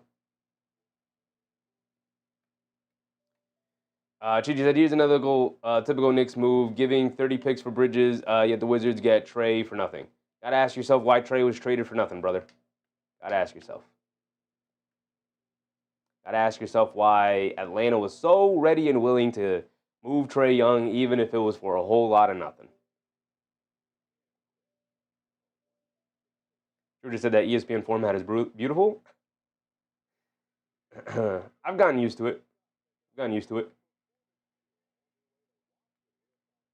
Bernard Johnson said they love playing OKC. They do. There's something about OKC that Wemby just hates.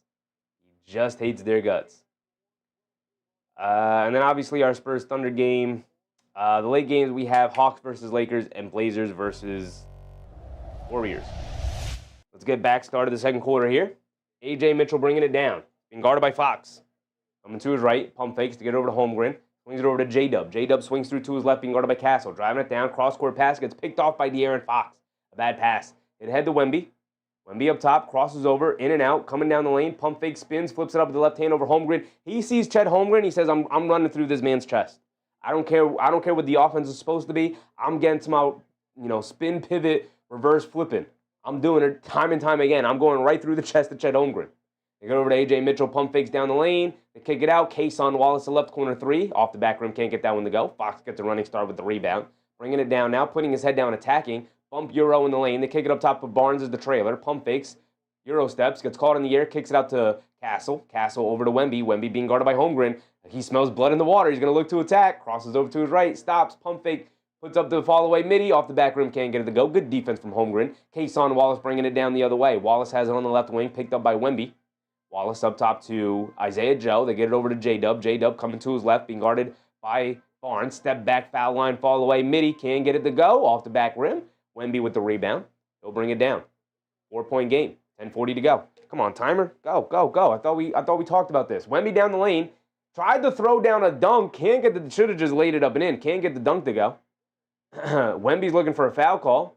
Doesn't get back on defense. Holmgren has it. Lost it. Knocked out of bounds. It's going to remain with the Thunder.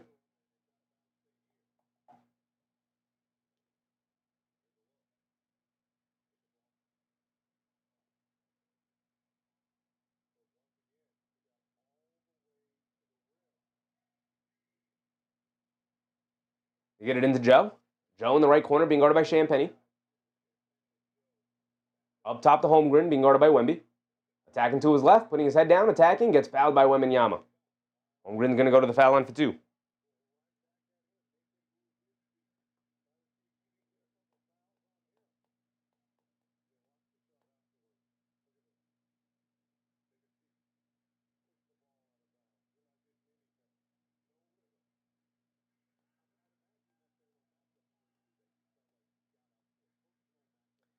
They don't give him free throws. It's going to be side out of bounds. A.J. Mitchell, quick crossover to his left, down the lane to kick it out to Holmgren. Now over to Wallace. Wallace attacking to his right. Over to J-Dub. They swing it back over to a wide open A.J. Mitchell. In and out, halfway down, but he can't get the three to stay.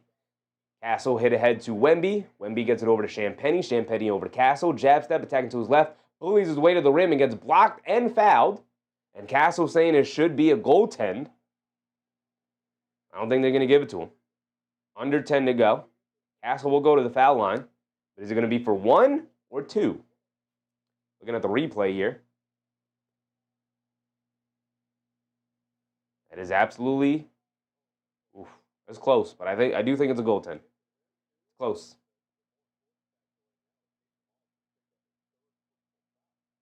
That's 3 fouls on Kason Wallace, and Castle will be at the foul line for 2. MBM said good block. He did get it before it hit the backboard, but it looked like maybe it hit the rim or was laying on the rim or was over the rim. It was very close. It was definitely close. I like the no call. Go ahead and knock down your free throws. He made the first and he makes the second. There you go. Under 10 to go. A.J. Mitchell up top being guarded by Fox. Back to a 2-point game. Mitchell gets it over to Holmgren. Now they get it over to J-Dub. Crosses over to his left off a Wallace screen. Pulls it out. Dancing with it. Attacking to his right all the way to the rim. Gets the scoop layup to go. Nice explosive move from J-Dub. Something he's been lacking since coming back from the injury. Castle dribbles it off his own foot. Kason Wallace picks it up. Hit ahead to Joe. Joe, along the right baseline, has to pull it out. Good defense from the Spurs to get back in transition. They get over to A.J. Mitchell. Dancing with it. In the corner to Holmgren. Holmgren attacking to his right. Step back, foul line, fall away jumper. Off the back rim, can't get it to go. Castle had it, lost it. Champagny picks it up. Here comes Fox. Fox shot out of a cannon. Quick crossover. Hesitation move. Blows past the defense for the easy scoop layup. Nice lightning fast move for De'Aaron Fox in the fast break there. And a little over 9 minutes to go. Spurs back within 2. After a nice end to the first quarter for the Thunder, where they took a 6-point lead.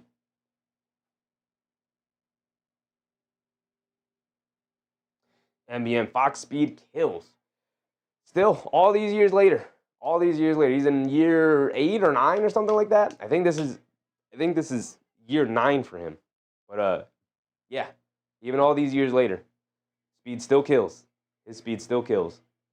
Just blowing right past people on the break.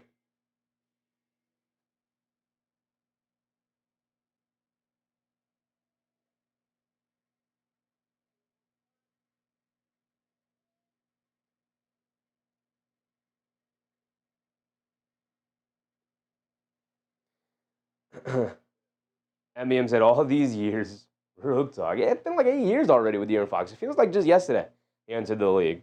To me, at least, but Yeah, it's been a while. It's been a while. He's in his prime. He's about 28, 29 years old now. 28? There he is. 28. There you go. 28 years old. You would think he'd, and he's definitely not as fast as he was when he was younger. But you would think he would have slowed down a little bit more. Nope.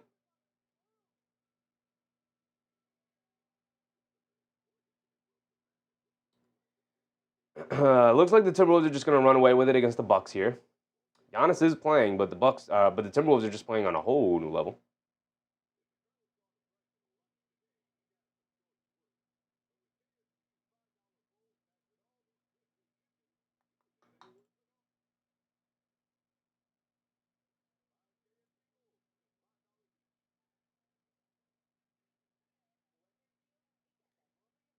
Bulls Rockets look like they're just going to play a close game so far here tonight. 44-42. And the Suns getting smacked up. I'm sorry, Suns getting smacked up by the Heat right now. Truly unfortunate. Bible said my time on the screen for the game is 9:45. I think the official, I can check right here real quick. The official time there's 9:14 exactly to go. I'm only off by 3 seconds. Tomorrow, of course, we know we have the late game, y'all. Knicks will be playing the Kings, 10 o'clock start time. There's a good enough 7 o'clock game. We got Cavs 76ers. Do we do the double header, y'all? Do we do Cavs 76ers leading into Knicks Kings? This is the question. Suns Jen said they're going at Mark Williams and it's paying off. Book looks tired. Yeah, I mean, it feels like you guys went all out against the Knicks, brother. I don't know what to tell you. You guys kicked our butt. It takes a lot out of you to beat the Knicks. Now you're paying for it against the Heat. Now, you guys it's at Miami, right? You guys are traveling to the East Coast, so, you could use the same excuse we use when we travel to the West Coast.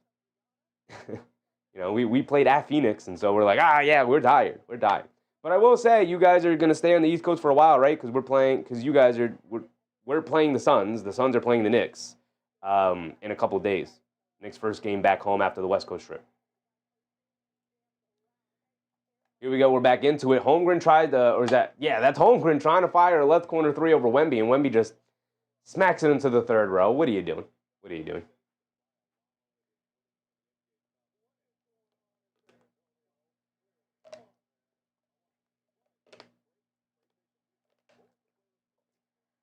Kenrich Williams is in the game. He gets it into A.J. Mitchell. Mitchell dancing with it. Coming to his right, down the lane, takes the bump, puts up the floater, gets it to go, and the foul for A.J. Mitchell. He's going to go to the foul line for one more. Ronald McPaul, what's up, Ron? Do the Lakers lose tonight? Didn't they play last night? Didn't they lose last night to the Kings? Probably. Who are they playing? They are playing the Hawks. Oh, yeah, you're losing. Losing against the Hawks. A.J. Mitchell knocks down his 8-1 free throw. 8:50 to go. Castle gets it over to Barnes. Barnes gets it over to Champagny. Champagny gets it over to Wemby, being guarded by Kenrich Williams. Wemby has it in that high post area. They're bringing a double team. Now they're leaving him. He's coming to his right. Has it at the foul line. Stops, turns, spins, leans in. Fall away midi. Got it to go for Wemby.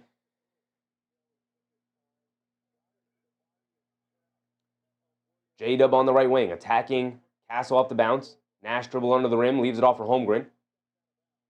And J-Dub steps out of bounds on the pass attempt. So the ball's going to go back to the Spurs here.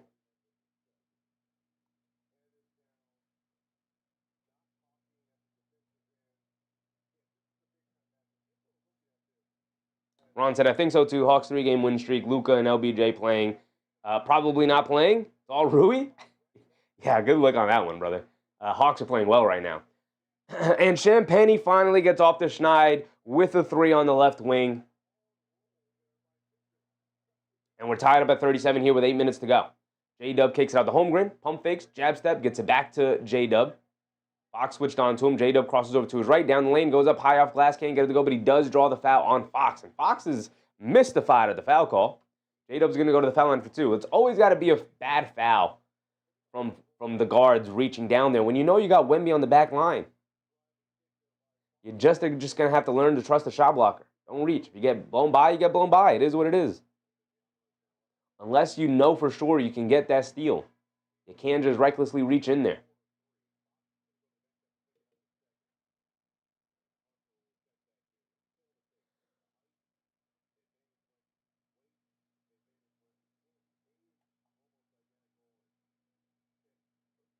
J-Dub knocks down both free throws.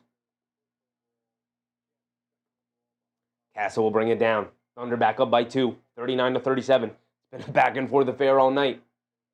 Castle gets it over to Barnes. Barnes being guarded by Holmgren. Barnes. Pass fake, gets it over to Wemby. J-Dub hit the floor. Wemby's going to look to attack to the basket. Throws up a floater way off. Terrible possession there for Wemby. Hit ahead to Isaiah Joe, who beat them down the court, and he gets the two-handed slam over Champagnie. Bad transition defense for the Spurs. And a full timeout from the Spurs. Not sure what Wemby's got going on over there. Off balance. Can't get the finish over J-Dub. Allowing him to be physical with him. The playbook is out on Wemby. It's always been out on Wemby. But just match up with him physically. Put a wing on him. We saw Randall do it the other night when the Spurs lost to the Timberwolves. Seeing J-Dub do it now. J-Dub has been by far the more superior matchup over Holmgren. Holmgren's backing off a little bit, giving him space and looking to contest him at the rim, which obviously that's what Holmgren has been doing his entire life defensively because he's 7'1" with a ridiculously long wingspan, so he's usually the biggest, longest dude on the court who could always protect the rim, but not against Wemby. That game plan, that defensive style is not going to match up well against Wemby. And so you put the smaller, more physical player like J-Dub on him, force him to put the ball on the floor, try to disrupt his handle, knock him off balance, and that's worked wonders for the Thunder so far against Wembanyama.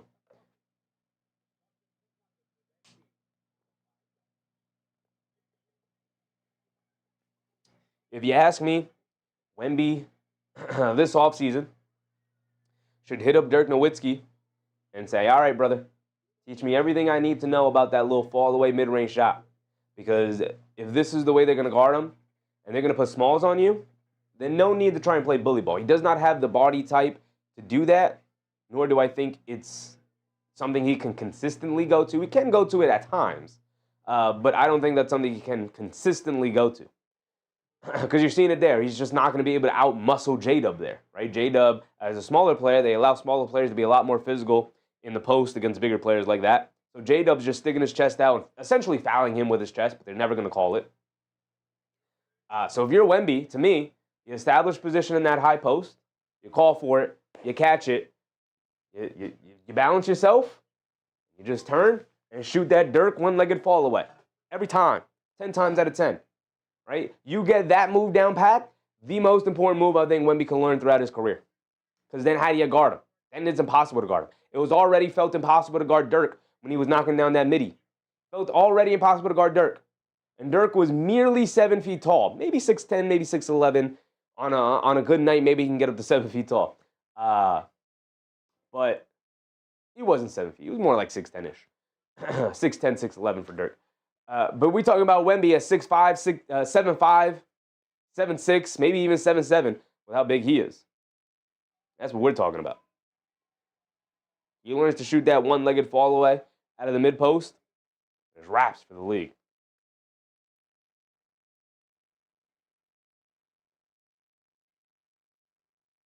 NBM said Wemby needs some bricks in his back pocket.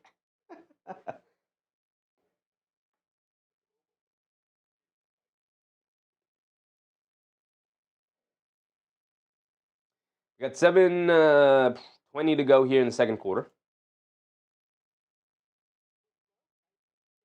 Not much has changed. 17-point lead for the Timberwolves. Maybe Milwaukee's going to make a bit of a comeback here. Boom Pei said Skyhook revival. I don't think we're ever going to see the Skyhook again.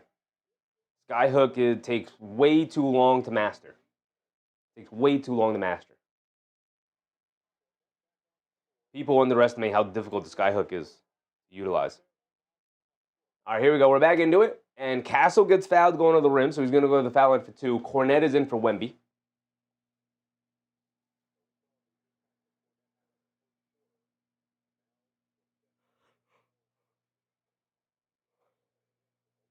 So Castle has 2 free throws here. They're down by 4, 41-37, 7:18 to go.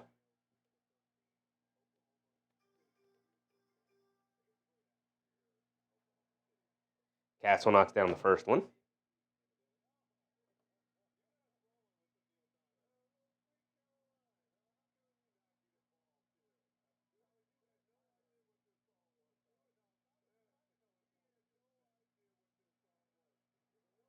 Castle goes 2-2 from the foul line.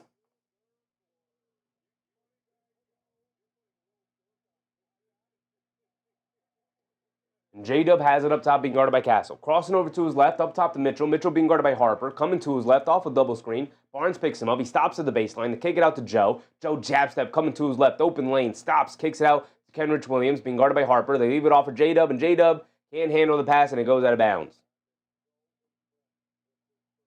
Good hands and defense from the Spurs there. And the Spurs have an opportunity to either tie or take the lead here. Bringing it down is Castle, being picked up by Mitchell. Looks like they're in a 1-3-1 zone, the Thunder are. They get it into Harper in the middle. They kick it out to Keldon Johnson, attacking to his left along the baseline. They kick it out to Harper. He settles for the three. He can't get it to go, but Cornette right there, and he can't get the tip to go. Luke Cornette, brother, you missed a bunch of easy layups here. Chet Holmgren bringing it down against Cornette. Crosses over to his right, spins to his left down the lane, draws the foul. He's going to go to the foul line for 2 free throws. Great move from Chet Holmgren on the break there. Just attacking Luke Cornette off the bounce.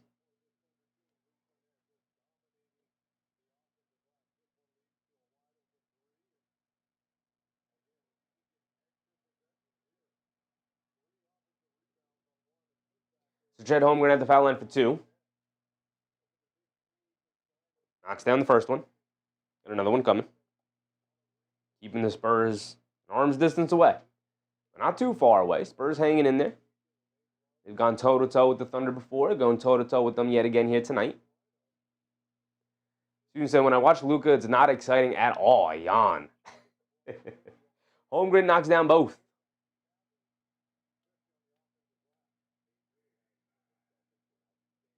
Ernest Cash. What's up, Ernest?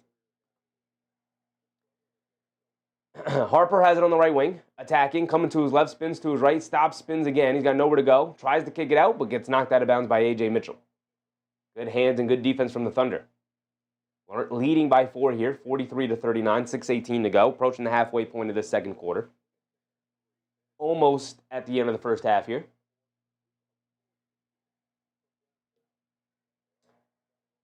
Barnes gets it over to Johnson. Johnson backing down. Stops, spins, flips it up with the right hand. Got it to go for Keldon Johnson. Nice move there. They needed a basket. Now here comes J-Dub, bringing it down against Castle. Coming to his left. Off the screen. Still driving it down against Castle. Stops. Step back. Baseline pull-up jumper. Can't get it to go. Excellent defense from Castle. Then beats the Thunder to the rebound. Now he's bringing it down. Hop steps in the lane. Spins. They kick it out to Cornette. They get over to Harper. Extra pass. Keldon Johnson. Wide open. Right corner. 3. Can't get it to go. Kenrich Williams with the rebound. Here comes Mitchell. A.J. Mitchell on the right wing. Making it to his left hand down the lane. He gets caught in the air and throws it away. Luke Cornette with the steal. Here comes Dylan Harper. Shot out of a cannon. Euro steps down the lane. And a foul on... No foul. Just everybody just stopped moving for a second. They kick it out to Barnes. Barnes down the lane. Throws up a floater. And Barnes rattles it in. We're tied at 43. We're under the halfway point now. About 5:20 to go. J-Dub... excuse me. J-Dub has it on the right wing. Dance with it against Harper. Coming to his right. Stops, turns, spins. They kick it up top to Williams. Williams hands it off to Mitchell. Mitchell up top being guarded by Barnes. Attacking to his right. Stops, puts up the fall-away jumper. Can't get it to go. Good box out by Cornette. And Cornette, he's upset. I thought it was a good box out. But the refs say no, and they call it out of bounds off of Cornette. Show the replay there. Oh, that's just real nice effort from Kenrich Williams there. And I do think that's off of Cornette. Good call from the official. Good call there. Ball's going to stay here with the Thunder. SGA's back in. Jay Will is in. Castle is out. I'd just try and match my minutes with Castle and SGA. Away from the play found Keldon Johnson. So that's a free point, a free throw for the Thunder here.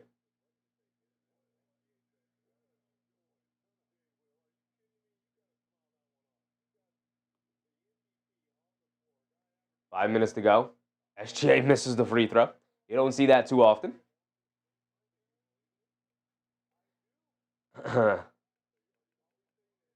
Suns Jen agreeing with Susan about Luka. He's a snooze fest. I agree. Suns Jen, I have the Lakers on my ban list right now of teams we're just not really going to watch. We're just not really going to watch Lakers games. We've tried to do it. They are just snooze festive games, man. It is a parade to the foul line. They suck to watch. And on the inbound, the Spurs just lose track of SGA somehow, the most dangerous man on the court right now, and he gets a wide-open dunk off the inbound under their own basket. Terrible defense from the Spurs. Harper gets it over to Johnson. Johnson on the right wing, jab step, has it up top to get it over to Harper. Harper being guarded by Joe. Swings through to his left off the Cornet screen. They swing it up top to Keldon Johnson, who's been misfiring from three all night, and he continues to misfire from threes. He misses that one straight away. Here comes J. Will. J. Will gets it over to SGA. SGA coming to his left off the J. Will screen. Driving it down, behind the back pass to J. Will. Walks into a straightaway three, can't get it to go. Good box out and rebound from Fox. Hit ahead to Johnson. Johnson bringing it down. Being picked up by J-Dub. Johnson coming to his left. Take it over to Harper. Harper back to Johnson. Johnson crosses over to his left, leaves it off of Cornet. Cornet down the lane, takes a bump, no foul call. And now here comes Caruso off the rebound, bringing it down. They kick it out. Joe, extra pass to J. Will, takes the baseline, reverse layup for him, can't get it to go. J. Will, a lot of contact, no foul call. He's looking for a foul, he doesn't get it. Here comes Fox bringing it down, being guarded by Caruso. Stop, turn, spins again, spins, pivots again. They kick it out to Champagne, now over to Harper. Harper being guarded by J-Dub. Jab step coming to his right, rejects the screen all the way to the rim. Scoop layup, can't get it to go, but a blocking foul on Isaiah Joe will send Harper to the foul line for two, and we finally can catch our breath for a little bit. Never restarted the timer. 3:45 to go. We'll catch up here on the free throws.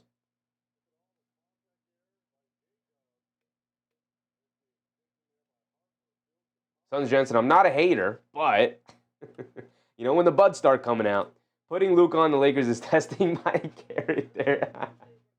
I get it, brother. I get it.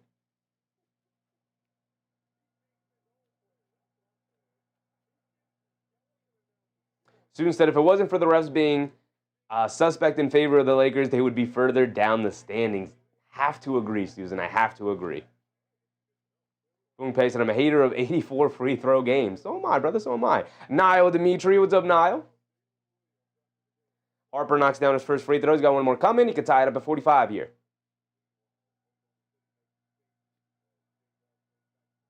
Sons Jen said, now I know I'm among my people. Harper knocks down both. Under 4 to go here in this second quarter. Tied at 45. Wiggins is back in. He's being guarded by Champagne. They hand it off to Mitchell. Mitchell dancing with it. Pulls it out. They get it over to J. Will. Back to Mitchell. Coming to his right. Pocket pass to J. Will. They swing it out to Caruso. He pump fakes. Driving it down now. Puts up the righty floater over Cornet. Got it to go. And the foul on Cornet. Cornet picking up some really bad, silly fouls here. And Caruso laying on the floor saying he got smacked in the face. Maybe possibly trying to get a flagrant foul. He did get smacked in the face, it appeared. See the replay here? Yeah, he did get hit on the follow through. Right smack dab in the face. Sun Jen said, Suns down 10. Don't call it a comeback. You are playing the Miami Heat, who have been known to give up big leads, especially in the second halves of games. Caruso knocks down his and one free throw. You can't go for Caruso three-point pump fakes this season, man. A bad play from Daniel Harper. They get over to Champagne. Champagne over to Fox. Inside to Castle. Castle turns and fires a midi. Can't get it to go. Battle for the rebound. SGA pulls it away. Here comes SGA. Shot out of a cannon, putting his head down. They kick it out to J. Will. J. Will with the pass fake. They get it up top to Caruso. Caruso over to SGA. SGA coming to his right. Gets to the mid-range pull-up jumper over Cornet. Can't get it to go. Good contest. Harper skies for a rebound. Here comes Castle. Castle dancing with it. Down the lane. Kick it out to Champagne. He steps into a three, and he splashes it nothing but net. Boy, oh boy, do I like them Champagne dudes, man. I'm loving the Champagne twins, man. They swing it around. J. Will fires up a left wing three, and he answers right back with a three of his own. Okay. There you go, J. Will, his first made three of the night. Harper has it up top, being guarded by A.J. Mitchell. Harper coming to his right off a double screen. They kick it over to Champagne. Another open three for him. And he rattles it in. Uh-oh, here comes Julian Champagne. 2:15 to go. SGA up top. Anything you can do, I can do better offense. SGA snaking it to the mid-range, driving it down. They kick it out. Caruso, he's trying to answer. He can't get that one to go, and he tosses up a brick. Champagnie with the rebound. Here comes Castle. Hit ahead to Harper. Harper on the right wing. Back to Castle. Castle directing traffic to get over to Champagnie. He's feeling it. Fires a straightaway three off the back rim. Can't get it to go. A little bit of a heat check shot. Didn't love that one. Here comes Mitchell pushing it the other way. He's trying to take advantage, and he does just that. Taking advantage of a Spurs defense that did not hustle back and get set. Holmgren and Wemby are sitting at the scores table right now. OKC back up by 2, 53-51, 1:30 to go here in the second quarter. Castle dancing with it against Mitchell. Coming to his left off a Cornet screen. Kick it out to Fox. Fox hesitates from 3, driving it down against Caruso. Stops to kick it up top to Castle. Castle fires the straightaway 3. He can't get it to go off the back of the rim. And then Aaron Wiggins pulls away the rebound. He's bringing it down the other way. Wiggins up top to SGA. Being guarded by Fox. Coming to his right off the J. Will screen. A pull-up straightaway 3. SGA can't get it to go. Castle with the rebound and gets fouled by Caruso. And I don't think they're in the bonus, so it should be just side out of bounds for the Spurs here. So instead of Pelicans ahead of the Warriors? Are the Pelicans playing the Warriors today? I don't think so. Knicks play the Warriors tomorrow, though. K. Hazy said, don't let Champagnie get started. You know, we know that in the chat, right, K. Hazy? We know about how dangerous Julian Champagnie can be. Now, if it were up to me, if I were running the Knicks organization, I'd go out right after that game. I would have went out and grabbed Justin Champagnie from the Wizards. I still might do it. Castle, cross-court pass to Fox, up top to Champagnie, ran off the line by Caruso all the way to the basket, can't get the finger roll to go. Wemby can't get the putback dunk to go, but he does draw the foul. He's going to go to the foul line for 2. Wemby's trying to throw down some crazy, ridiculous dunks here tonight. I got to say, man, just get the 2 points, big dog. Just get the 2 points.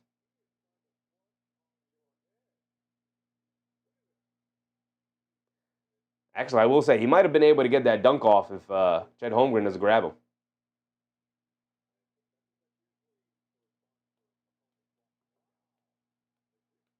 .55 seconds to go here. Wemby at the foul line for 2. He could tie it up at 53. Misses the first free throw, so now he can't. Got one more coming.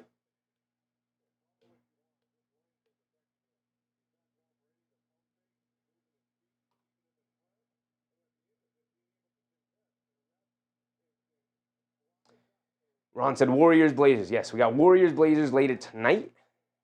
That is the late game. Also another late. No, Warriors-Blazers is the late game. That's the 11 o'clock start time game. Wemby knocks down his second free throw at least. So it's a 1-point game. 50 seconds to go here in the first half. SGA being guarded by Castle. SGA's dancing with it.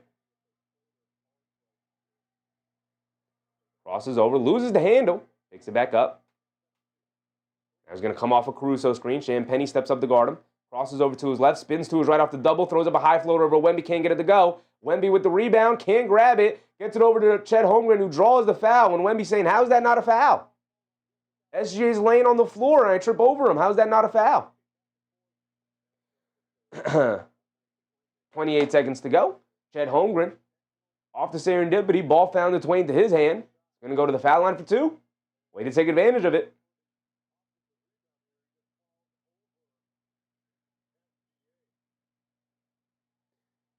Great aggressive move from Chet Holmgren.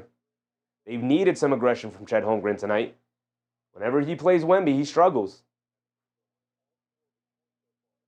Holmgren rattles in the first one.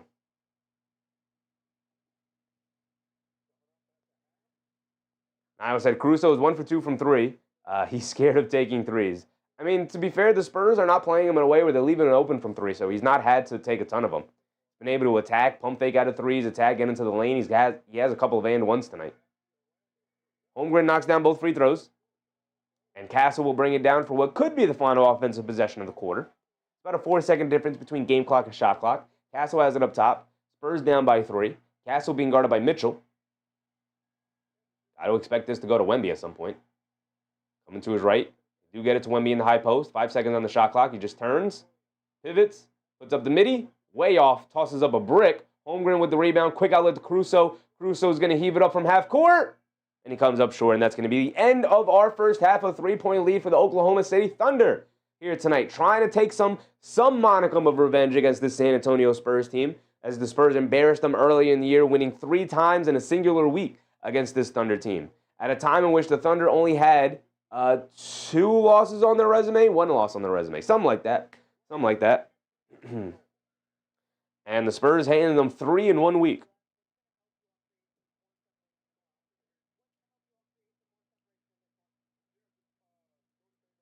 Kay Hazy said Wemby, Giannis, and Donovan Mitchell. I hate seeing them shoot free throws. They always look like it's the most important thing in the world.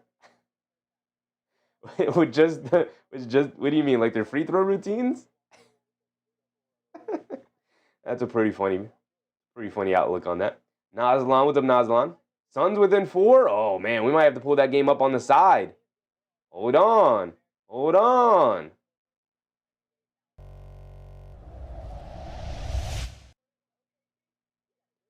It's a 4-point game with 6 minutes left in the third. There you go, Phoenix. Now Dimitri said Thunder are gonna choke. We'll see, man. We'll see. This is gonna come down to a right at the buzzer yet again. These two teams tend to do it.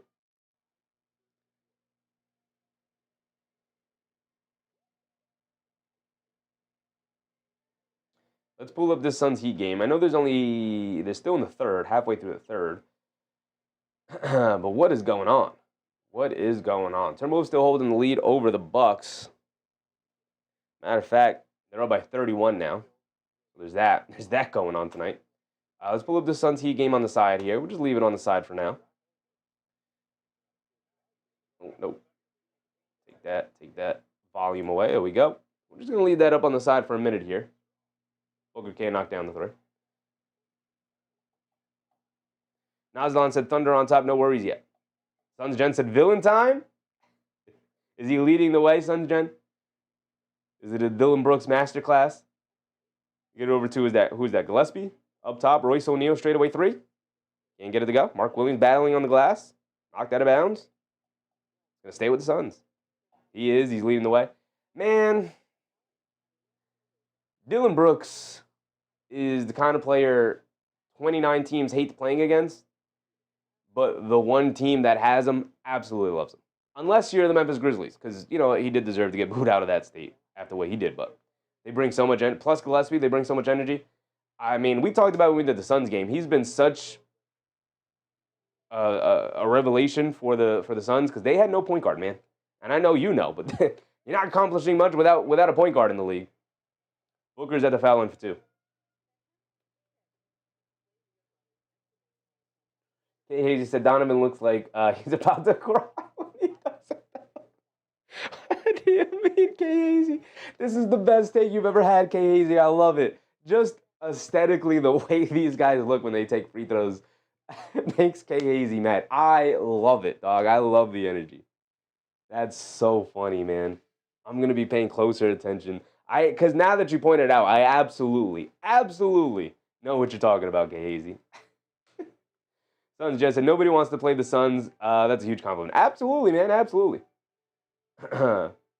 This might sound disrespectful when I say it, but I mean it in the most complimentary of way. The Suns are where the Knicks were like 2 or 3 years ago, when it was Randall and Hartenstein in the front court, along with when they finally traded for OG Anunoby. Teams, and they had Dante, teams would come into the Garden, and the Knicks would just beat them with baseball bats. And the Knicks got compliments all around the league, where it was like, oh, man, we don't want to play those guys. Those guys are tough. Like, just physically tough. And then, obviously, everything had to change because that Benedict Arnold, that Jay Hartenstein had to leave for nothing. I hate him. I hate him with all my heart because of that. But, yeah, man, like that, this Suns team reminds me of that team. Right? They had Brunson. You guys have Booker. We had Anunoby. You guys got Brooks. Randall was a bulldozer. Hartenstein stuff.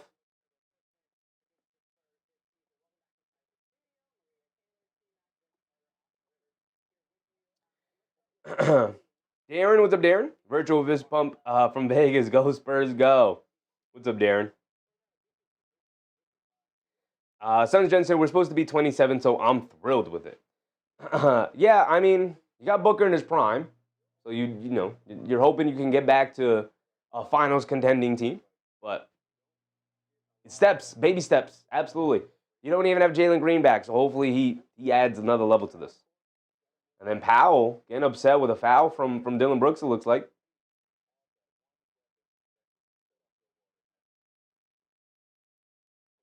Bible said J. Kidd and Rip Hamilton most memorable free throws. You want to throw Havlicek in there too? Not Havlicek. Hornacek. John Hornacek. Coach Hornacek. Suns Gen said last 2 seasons were awful. Yeah, I get that, man. I get that. Oh, no, that was Powell fouling Brooks, and then Brooks pushed on him a little bit. Powell got upset. Jeff Hornacek. There you go. What did I say? John Hornacek? Jeff Hornacek, yes. He would do the face rubbing thing, that weird face rubbing thing. Weirdo. But yeah, Rip. I used to practice the Rip Hamilton free throw with the boom, boom, boom, and then the low dip. I used to practice that when I was a kid. Very memorable.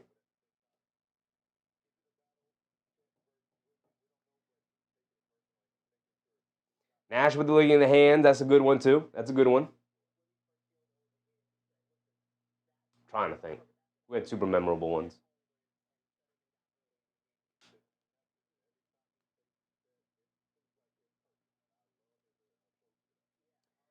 We can go through the box score real quick here. While we're here at halftime. Bump, bump, bump, bump. There we go. Zooming in a little bit. Zooming in a little bit more. There we go. Barnes with only 2 points tonight on the little floater. He's 0 for 2 from 3. We talked about them having to hit threes, and they are not doing that. Castle with 1, Champagny with 3, and Harper with 1 off the bench. Other than that, Keldon Johnson, who's been lighting the nets on fire, can buy a basket tonight. He's 0 for 4. Lindy Waters is 0 for 2 from 3.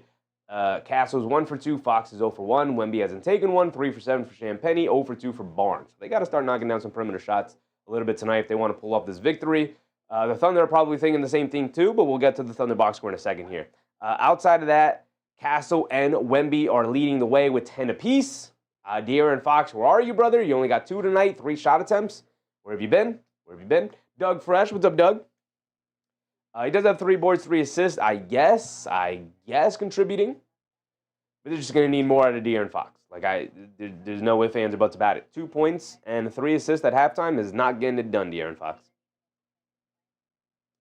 Outside of that, off the bench, Harper with 9. 9, 2, and 2 for Harper. Excellent minutes off the bench for Harper. Luke Cornett, 6 and 7. He's been phenomenal on the glass. He's got to finish some shots in the paint. But 6 points for Luke Cornett with 7 rebounds is phenomenal first half. All 6 of them, he's got 7 rebounds, but 6 offensive rebounds in that first half. My goodness, he's doing his best Mitchell Robinson impression, I'll tell you.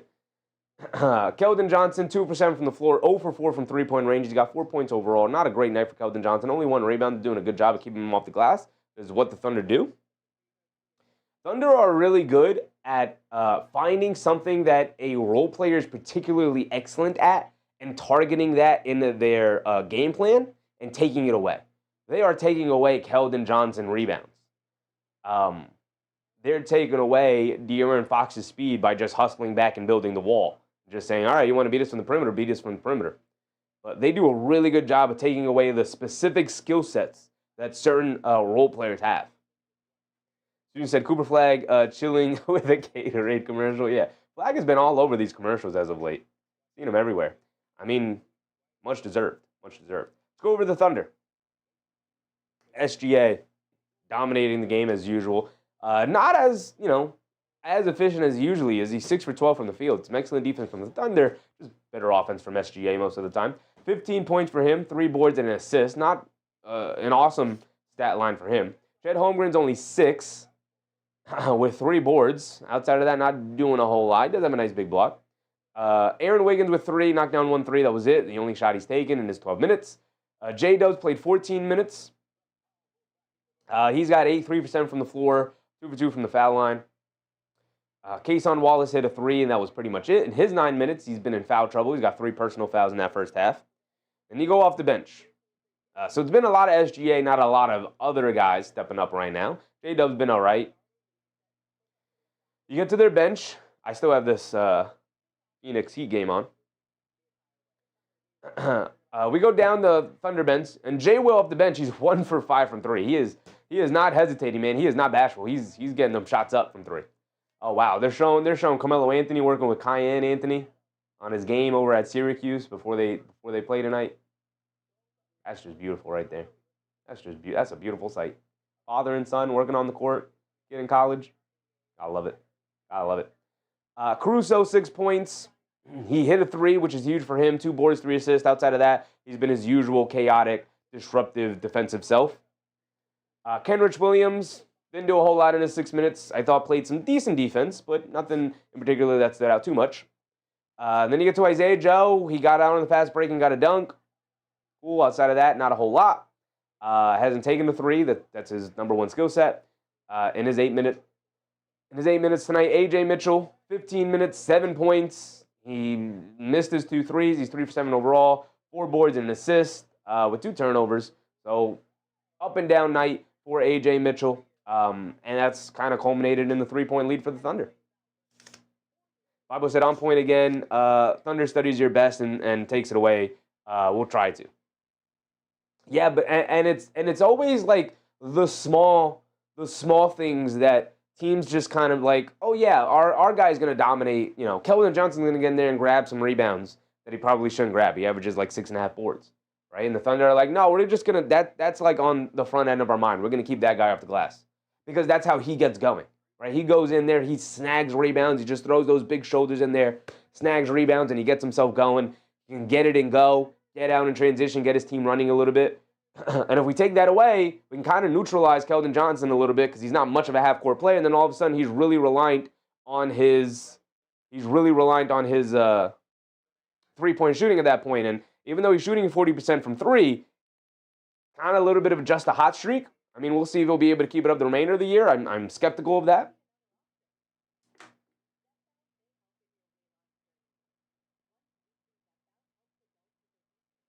Doug Ferrer said dunk contest was best in the 80s and 90s. It sucks now.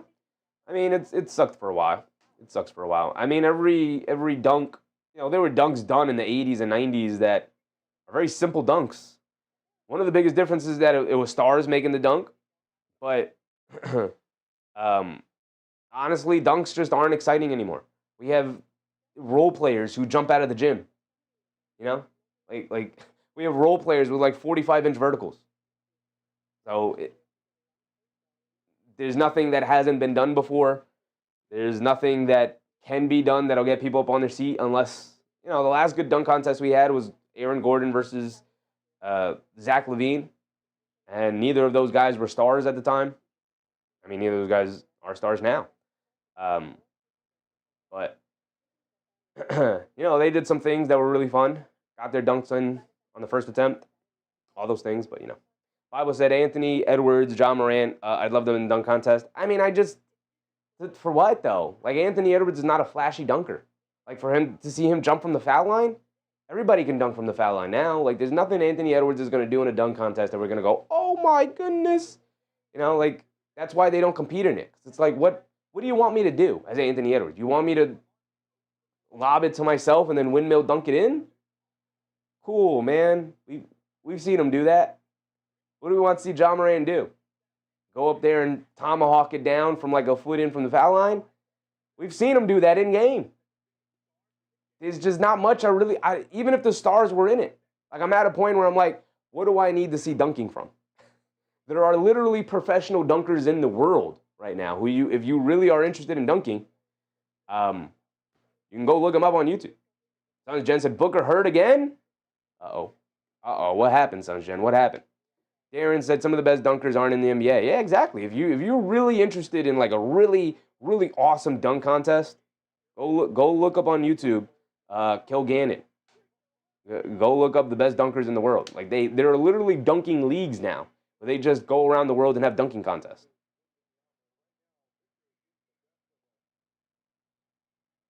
Sons Jen said made a crazy block with no idea where he was gonna land. Ooh, that's unfortunate. That's unfortunate.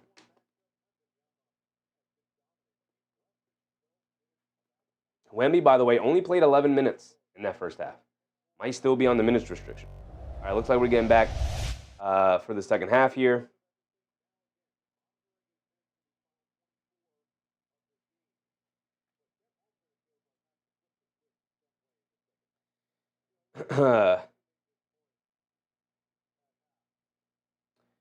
Suns Heat suddenly tied at the end of the third.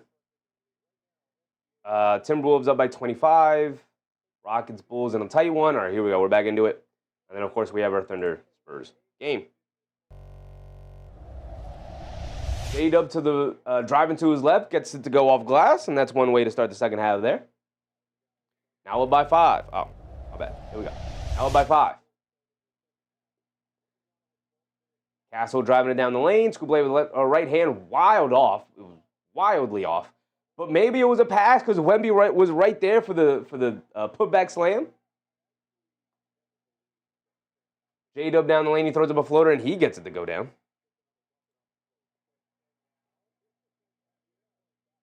And now we're going back and forth, but the Spurs are down by 5, so they can't really afford to do so.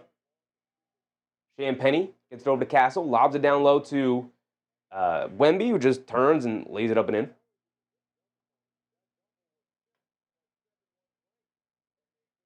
J-Dub bringing it down, coming to his left. Gets it over to a wide open Cason Wallace, left corner 3. Got it to go. And these teams have come out firing here in the second half. My goodness.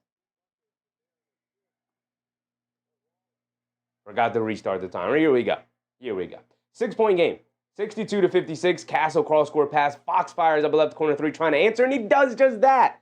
Knocking down the 3. Getting them right back. Anything you can do, I can do better offense. Here comes SGA being guarded by Castle. Dancing with it, coming to his left off the home screen. In the corner, they leave Aaron Wiggins wide open for 3. He can't get it to go down. Wemby didn't even care about Aaron Wiggins over there. And now here comes Fox bringing it down the other way. In and out dribble, coming to his left, spins to his right, in the paint. They kick it out.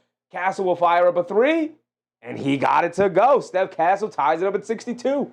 Felt like maybe the Thunder were going to come out to start the third and rock it through and start to build a little bit of a lead here, and the Spurs have answered right back. And they swing it around. SGA out of the corner. Pump fake ran off the line in the mid-range, and nope, doesn't take the shot. Instead, lobs it up to Chet Holmgren for an easy dunk, trying to get his big man going. He needs it.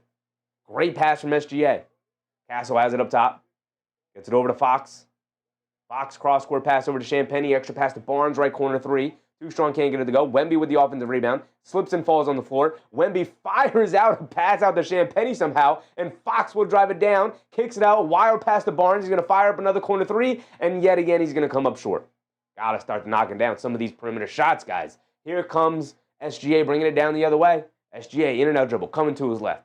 Now dancing with it against Barnes on a switch. Driving it down to his left. They kick it in the corner to Cason Wallace. Pump fakes down the lane to kick it out to Wiggins. Pump fakes, spins, down the lane, Scoop-Lay with the right hand, got it to go. Wemby slipped and fell, so the paint was open. Wiggins saw an opening, and he took it.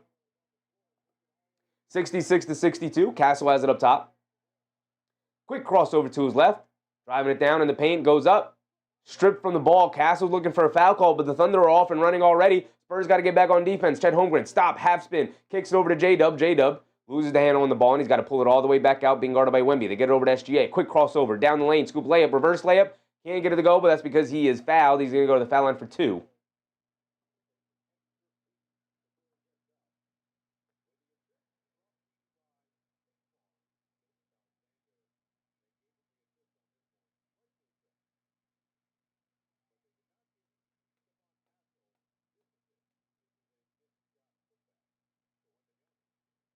Doug Fresh rooting for the Spurs tonight. Understandable. SGA knocks down the first free throw.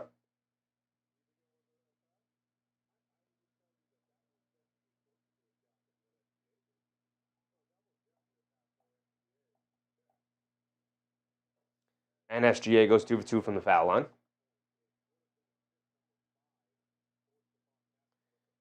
We're under 9 to go. Fox will bring it down. 6-point lead for the Thunder. Let's see if San Antonio can keep up. OKC's coming out firing here to start the second half. They swing it around to Barnes. Barnes fires a left corner 3, and he continues to misfire, man. Boy, oh boy, he's again spooky out there for Harrison Barnes from the perimeter. And J-Dub beats him down the court for the easy scoop layup out on the fast break. Spurs don't get back on defense fast enough, and an 8-point lead has been built up by the Thunder. They're looking to run them out the building here tonight. They are at home, building up an 8-point lead to start the second half here. Excellent start for the Thunder. Excellent start. What's going on with this Heat-Suns game? Show me the score. Show me the score. You can pull it up over here, too. Student said OKC pulling away. Adam Silver primetime telecast that up. An 8-point game. Good timeout from the Spurs. Let's see how they answer.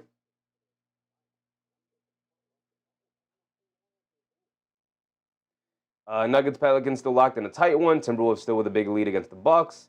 Bulls and Rockets still locked in a tight one. And then Suns, Heat now locked in a tight one.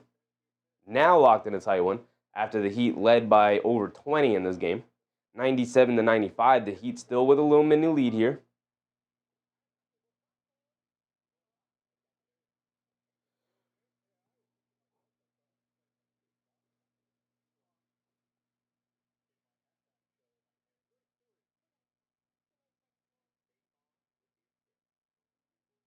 Funpei said every street baller knows how to finish at the rim. It was the only way to score when it was windy. She and Bonzi. I mean, not lying. Try to play basketball on a windy day. You ain't taking no jump shots.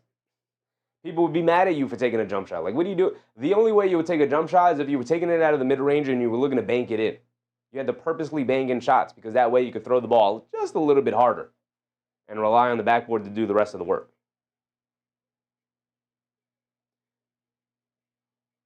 There was way too much variance trying to shoot on a windy day.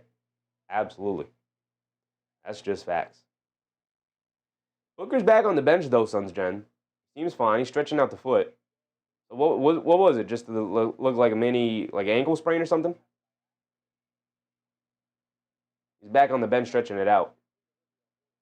Seems like he's trying to get ready to get back into this one.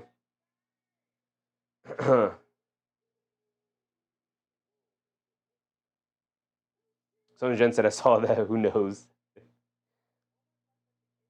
What do you know what his normal rotation is? Does he usually sit out to start the fourth and then, like most stars usually sit out to start the fourth and then come in around the 8-minute mark?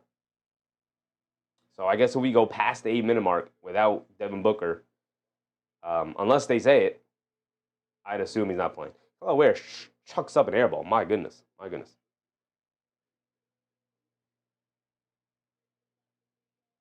All right, so if we get to the 8-minute mark, then Suns Gen, he's not back in. Unless they made an announcement. I can look up on Twitter real quick.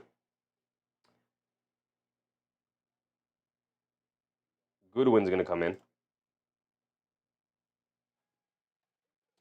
And we're checking in after our timeout up here for the Thunder game.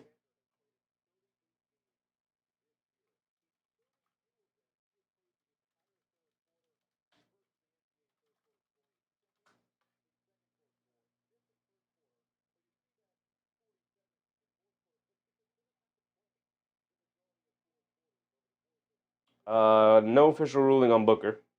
So I'd assume he's going to come back in. Well, I guess we're just going to have to wait and see. Here we go. We're back into it. Wemby spins. Fall away jumper at the mid-range. Can't get it to go. More good defense from... My timer was sticking the whole time. My bad. More good defense from the Thunder. SGA draws the foul. End of the and one. The Thunder are threatening to run away with it now as they go up by 10. Suns lead. Suns up by 2. That's a foul on Fox.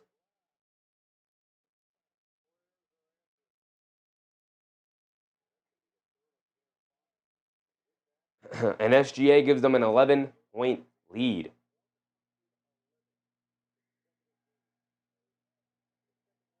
We get over to Fox. Fox on the right wing, being guarded by Wallace. Coming to his left. Slips and falls. Gets back up. Keeps the dribble alive. Kicks it out to Castle. Right corner 3 for Castle. Got it to go for Castle. Big time shot. You got to string together some defensive stops here. 7:30 to go. SGA bringing it down. Being guarded by Castle. Dancing with it. Coming to his left. Off the Holmgren screen. Driving it down. Stops. Steps back. Being picked up by Wemby. SGA's going to look to dance. Attacking to his left. Leans in. Fall away. Kicks it out. And Wemby goes down holding his right knee. Wemby goes down holding his right knee. They call the offensive foul on SGA.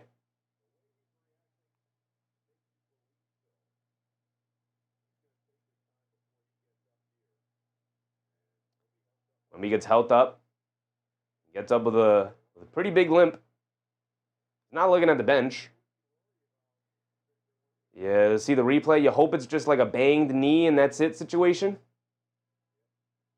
All right. They bang knees. SGA and Wemby bang knees. You hope it's nothing more than just a bruise. Hope it's nothing more than just a bruise. He's up. Nope, now he's out of the game. That's not a good sign. Could also see it as his normal rotation. Stays on the bench. Trainers will come talk to him, but it's a good sign he's not going back to the locker room. Fox has it on the right wing. Driving it down, step back, foul line, fall away jumper. Got it to go for De'Aaron Fox. They need this man to wake up. They need him. They need him. SGA seems fine on the bench. Again, just looks like they bump knees, and that always hurts. Chet Holmgren has it up top behind the back, slips and falls, saves it out to J-Dub, and a foul on Fox. 4 fouls on Fox now. That's not good. That's not good.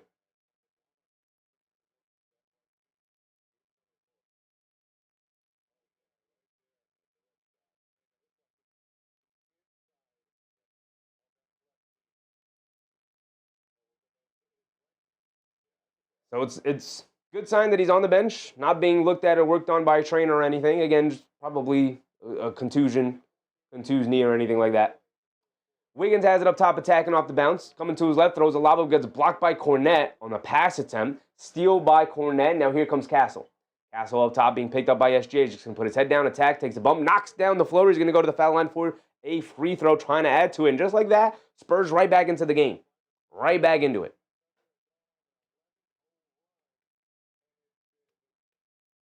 With the 4 fouls, Fox is out of the game, so Castle's looking to do a lot of the heavy lifting here with the 2 stars out. Just as that's staggered the baskets, the ref siding with OKC too. The Suns holding on to a 2-point lead here. This would be a disastrous loss for the Heat. Castle missed the free throw. Need every point you can get here. We're approaching the halfway point of the third quarter, 6:30 to go.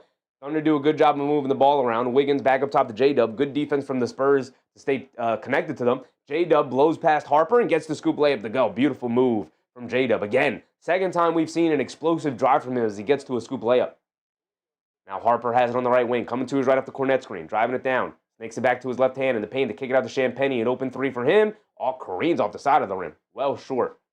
Picked up by Wiggins, hit ahead to J-Dub. J-Dub on the left wing up top to SGA. SGA is going to look to dance against Harper. Leans in, throws up the jump shot, can't get it to go, and they're going to call a foul on Harper.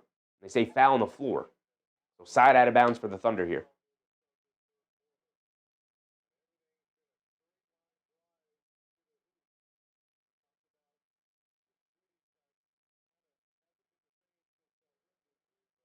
So the Thunder will inbound it here. SGA up top being guarded by Castle. Coming to his right. Champagnie forced to switch. Coming to his left now off the screen. Cornette gets turned around. Mid-range pull-up jumper. And SGA gets it to go. And it's back up to 8. Just like that. Castle has it up top being guarded by J-Dub.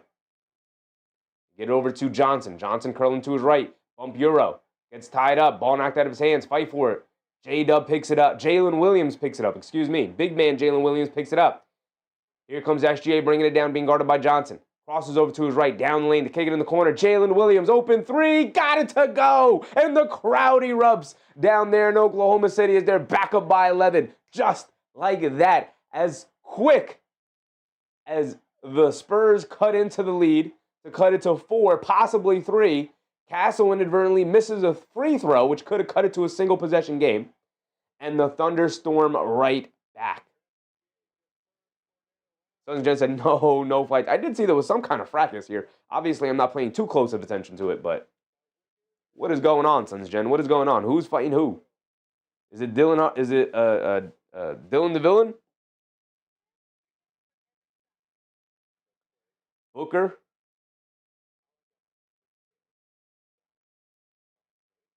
Oh, just a little shove from Booker. Little tiny baby shove from Booker. Who's that, Larson? Larson walking away from it. And who comes involved? And then it becomes a fracas?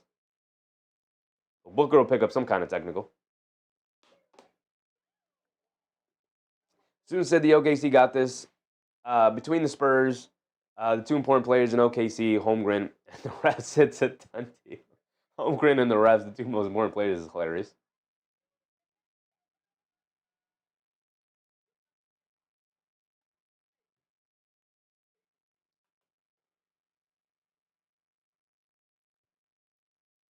Champagnie with 9. He's hit the three threes, and that's it. Castle with 18. 5 for 8 from the floor. He's got 18, though. 3 boards, 5 assists. Keldon Johnson with 4. He's been pretty disappointing tonight. They needed a guy off the bench. Keldon Johnson has not been it. Luke Cornett with 6 and 7. Dylan Harper with 9. He's been solid off the bench for them. Then you go down to the Thunder. SGA now up to 22. He's getting unlocked here in the second half. Aaron Wiggins with 5. J-Dub with 16. He's also getting unlocked. He's 7 for 11 from the field. Big man Jay Will, he's got 8. Just knocked down his second 3 of the game. A huge 3 to help swing the momentum back to the Thunder's favor. Caruso with 6. He's now in the game. Really good timeout from the Spurs here. Obviously, you needed to start to quell the momentum that the Thunder were building, especially at home for the Thunder. That crowd can get real rowdy. It absolutely get rowdy. Student said, why did Schroeder get the game suspension? Because he tried to fight Luka. He tried to fight Luka. And so they just had to get him up out of there.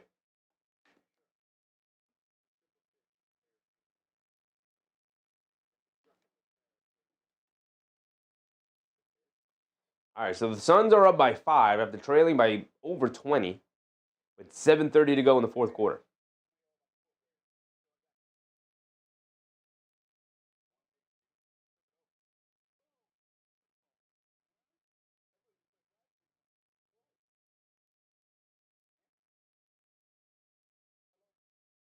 Poompe said, don't fight with babies. Student said, I'm starting to think Doc Rivers needs to go. There's nothing Doc Rivers could do with this roster. He's doing a fine job. I mean, I'm not the biggest Doc Rivers fan at all, but what do you want him to do? It is not Doc Rivers' fault for this roster this year for the Bucks.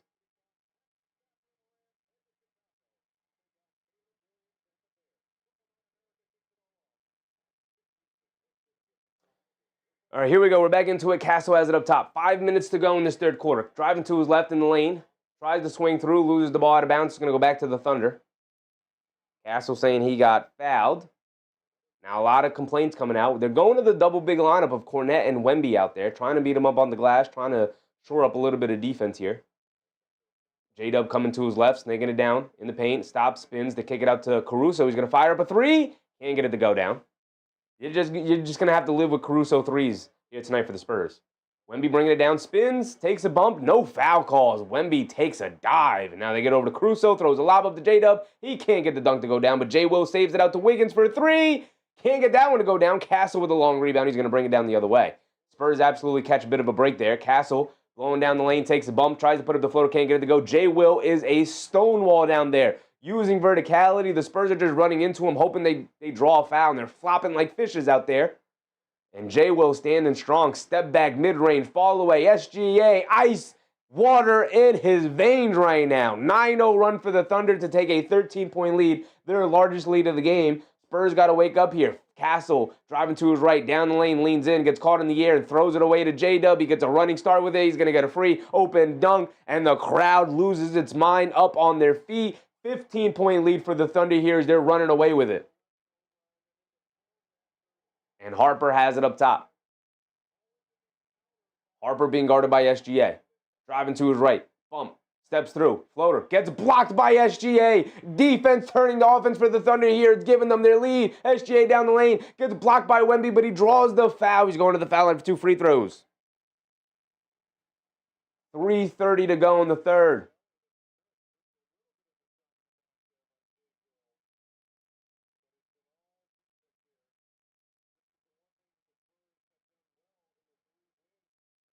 I would have said OKC coming out strong. Absolutely. Absolutely. I think the Spurs are letting the Thunder's physicality get to them a little bit here. You can tell they're just running right into J-Will and relying on the refs to bail them out with foul calls. Absolutely cannot do that. You got to keep playing your game. Keep playing good offense. Keep maneuvering into the paint, looking for the open man. Instead, they're just blindly running into the defense, trying to force the official's hand, and they're not bailing them out with foul calls.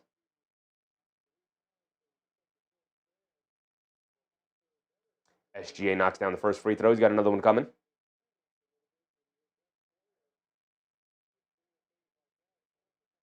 SGA does miss the second free throw.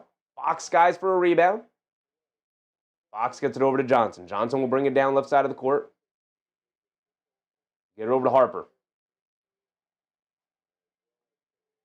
Harper gets it over to Wemby. Wemby, high post, right wing. Foul line extended. Being guarded by Kenrich Williams. And then a foul by Kenrich Williams. And that's absolutely a foul by Kenrich Williams. Don't put your hands up like that, Kenrich Williams. You got your hands literally all over. See, if you're Wemby there, you have to learn that rip-through move to draw the foul. You can't allow them to press up on you and start grabbing you like that. First of all, that's got to be a foul right there. The official letting that go, literally Kenrich Williams is pulling Wemby's jersey up by grabbing him and grabbing the jersey. Keldon Johnson dancing with it. Throws it up at the buzzer. Doesn't get it off in time. Was not cognizant of the shot clock. Way too much standing around for the Spurs. And now here come the Thunder. Defense leading to offense. And here comes A.J. Mitchell. Crowd up on their feet. They could feel that the Wembanyama nightmare might be over. Spurs want a chance at winning this one. They're going to have to end this quarter strong and get it back to a single-digit game going into the second half, going into the fourth quarter. Harper with the rebound off the missed step-back three from SGA. Champagnie bringing it down to get it out to Harper. Harper's going to look to attack to his right down the lane to kick it out to Fox up top. Fox mishandles the ball, picks it up. Now he's going to look to attack one-on-one against Caruso. Now coming to his right as Champagnie gets shoved by A.J. Mitchell to give him the foul call. 2:30 to go. MBM says Spurs can't beat OKC in playoff mode. I don't know, brother.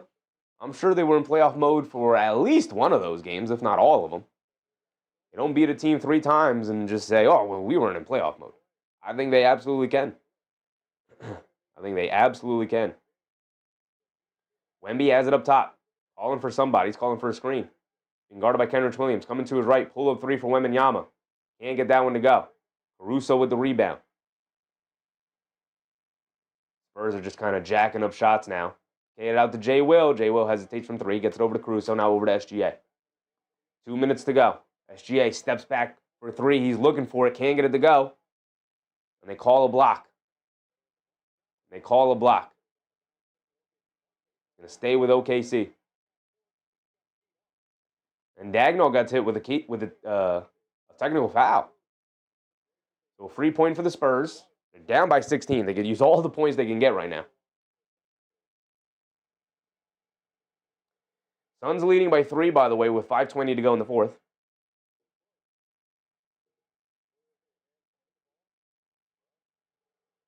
Champagnie knocks down his technical free throw.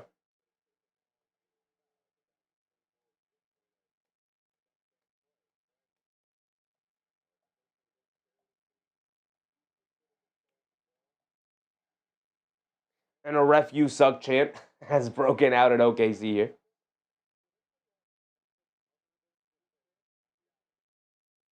They get it into J. Will. J. Will catches, pump fakes, fall away midi, rattles it in. Wembanyama didn't even look to get a hand up. That's bad defense from Wemby. I know it's a turnaround fall away from J. Will, but got to be better than that. They get over to Fox. Fox being guarded by Caruso, coming to his left, slinging it back to his right, now steps through to his left, gets the scoop layup to go. Crafty move from De'Aaron Fox, who just has not done enough tonight for the San Antonio Spurs in order for them to pull this one off. You need much better performance from De'Aaron Fox. SGA has it on the right wing, being guarded by Fox. Coming to his left to get it over to A.J. Mitchell. A.J. Mitchell being guarded by Champagnie. Coming to his left off the Williams screen. Pulls it back out, has it on the left wing. Now up top to SGA. Quickly attacking to his left. Down the lane, scoop layup, got it to go. You're Wemby, man. If you're anybody for the Spurs, you have to take the pain away. This is a Thunder team that's been struggling from three-point range. You have to take that pain away. Fox down the lane draws the foul. He's going to go to the foul line for 2 free throws. Like, Wemby here is playing the middle and then fends off or leans away from SGA. Champagnie doesn't step up with Kenrich Williams there in the dunker spot. Like, you just have to take that pain away and force the Thunder to swing the ball around and live with whether or not they're going to make threes. But you can't give SGA a straight line drive to the basket like that. That's bad defense right there. AP, what's up, AP?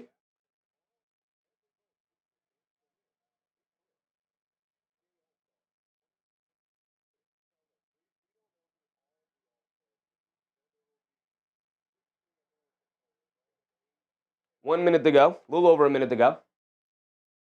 Fox knocks down both free throws. 15-point game. Can you get it to like 10, 12 at least? before the end of the quarter. You got a minute to go. SGA coming to his left, gets to the foul line, pump fakes, tries to swing through, loses the handle, picks it up, kicks it up top to A.J. Mitchell, being guarded by Champagnie. Crosses over to his left. They kick it out back to SGA, fires up a catch and shot three. Got it to go for SGA. And the lead is up to 18. Castle driving it down the other way, bullies his way to the basket, gets the layup. Quiets the crowd just for a second here. But the Thunder up with a 16-point lead. They get over to Mitchell. Mitchell gets it over to J. Will. They swing it out to Kenrich Williams for a three, and he gets it to go. Now it's a three-point party. Now it's a three-point party. Castle has it up top.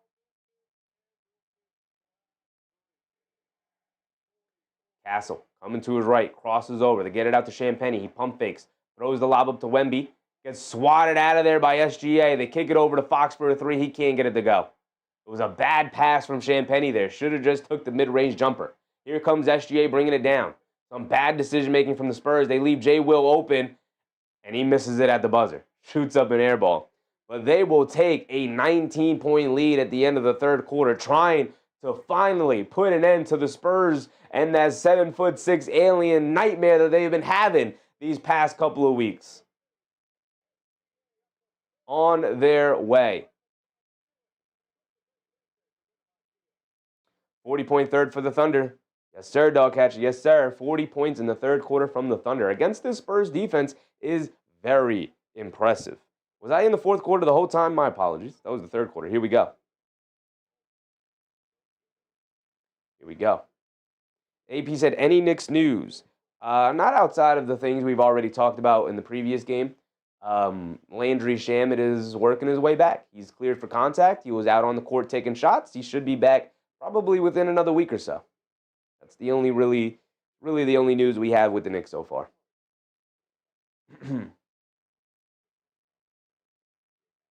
Yabusele is not on the injury report for tomorrow's game. If that's news to you, Yabusele will be available tomorrow.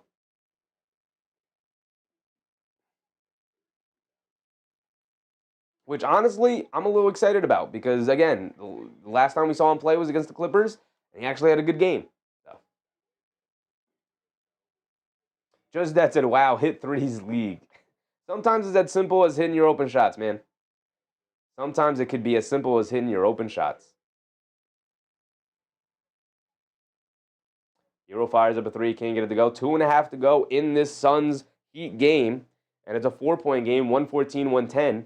Miami held. Bam fires up a three. Got it to go. My goodness. Now it's a 1-point game. Miami at one point held a 20-point plus lead. It was like 22 or something like that. It was the largest lead of the game. Now the Heat trail by 1 to the Suns, and the Suns will bring it down. Ranulfo, what's up, Ranulfo? Generosa, what's up, Ranulfo? I think OKC is champion this year.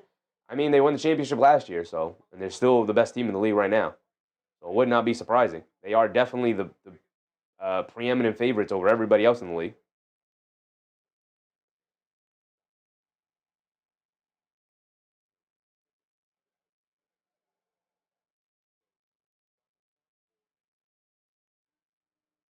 Is it hard to repeat? Absolutely. It absolutely is. I mean, if they win the championship this year, it will not be an easy path whatsoever. You have the Rockets, you have the Nuggets, you have the Spurs, you have the Timberwolves. That's 4 teams right there that I could absolutely see beating OKC. As Bam hit back-to-back threes to take a 2-point lead. Bam on a bio, my goodness. You got 4 teams in the Western Conference who I think could take down OKC in a 7-game series. Jay Hay, what's up, Jay Hay? Did everyone forget the Spurs just swept them? They did. I mean, they didn't sweep them, but they won 3 games. Today is the 4th, and it looks like OKC is going to pull it off. There are 4 teams I could absolutely see OKC losing in before they even make it to the finals this year in the West. 4 teams that I think could absolutely beat them in a 7-game series. The Nuggets, the Rockets, the Spurs, and the Timberwolves.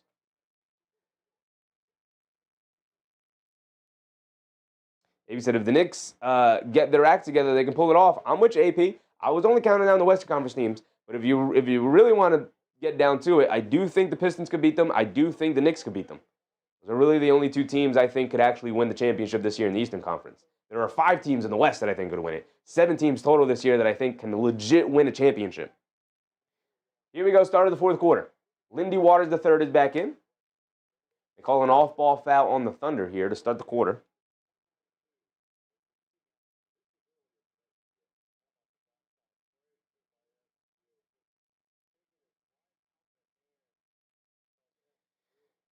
This Suns Heat game is tied at 116 with 120 to go. All right, here we go. Wemby has it up top, swings through to his right. They show double team. He picks up his handle to get over to Lindy Waters. Lindy Waters gets it out to Barnes. Barnes has not been able to hit a 3 tonight. He's going to attack Holmgren off the bounce, throws up a tough floater, can't get it to go, airballs it, and Holmgren snags the rebound. Here comes A.J. Mitchell.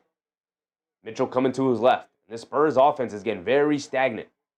Mitchell kicks it out to J-Dub. J-Dub looking to attack, coming to his left, gets it all the way to the rim for an easy layup. And some more bad defense from the Spurs. Not a good night for the Spurs tonight, as now we have a 21-point lead for the Thunder. Wemby walks down, pump fakes. They kick it out to Castle, an open right wing 3. They'll live with him taking 3s. He can't get it to go. Battle for the rebound, knock loose. A.J. Mitchell picks it up. He's bringing it down. Has it on the left wing, being picked up by Castle. Up top to Isaiah Joe.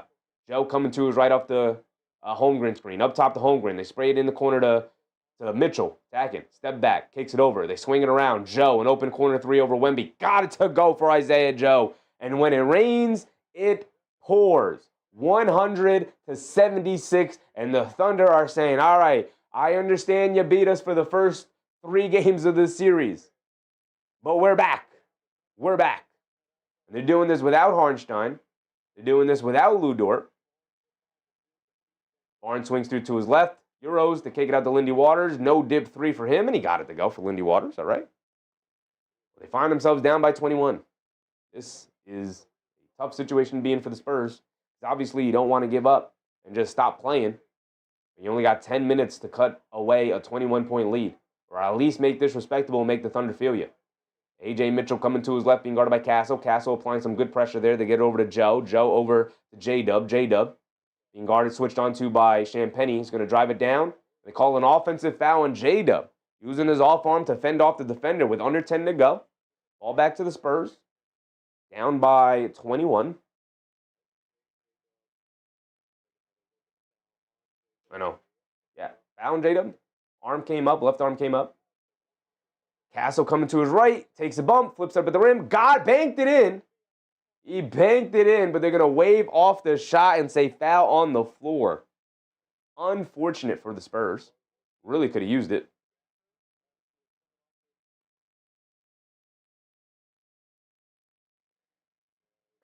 My opinion, that's definitely on the floor.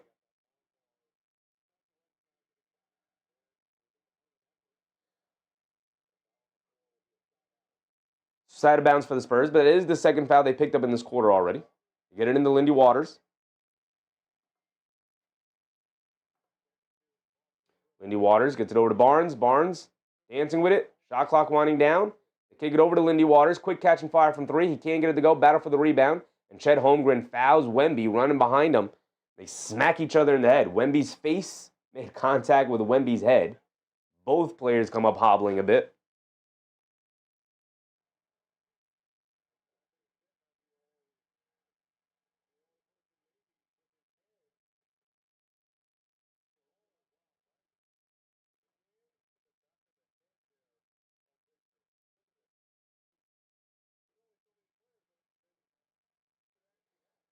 So the Spurs get the ball back. Harper has it. They get over to Wemby. Wemby swings through, puts up the midi.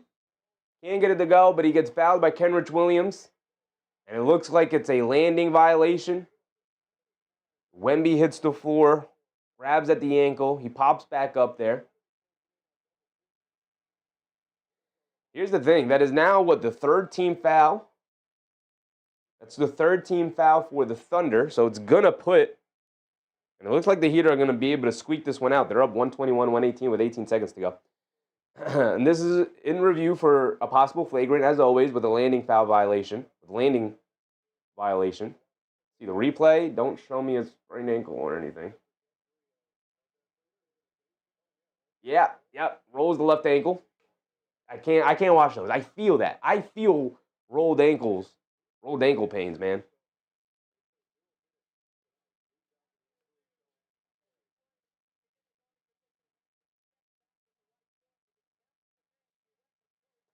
So it's not a reckless closeout. 2 free throws for Wemby, though.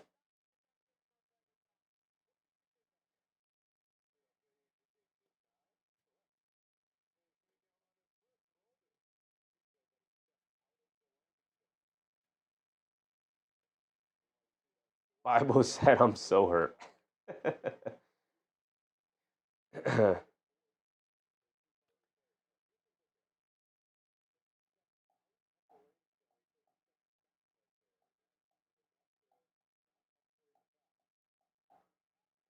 So Wemby will go to the foul line for 2. Just that said, OKC getting 125 would be the strongest show of the year for them. Yeah, I guess they are. I guess they can. I guess they can get 125. That's 25 points over the next 9.5 minutes. That'd be a 30-point quarter. Showing the replay here. Is this a foul? That looks like an offensive foul on Dylan Brooks, by the way.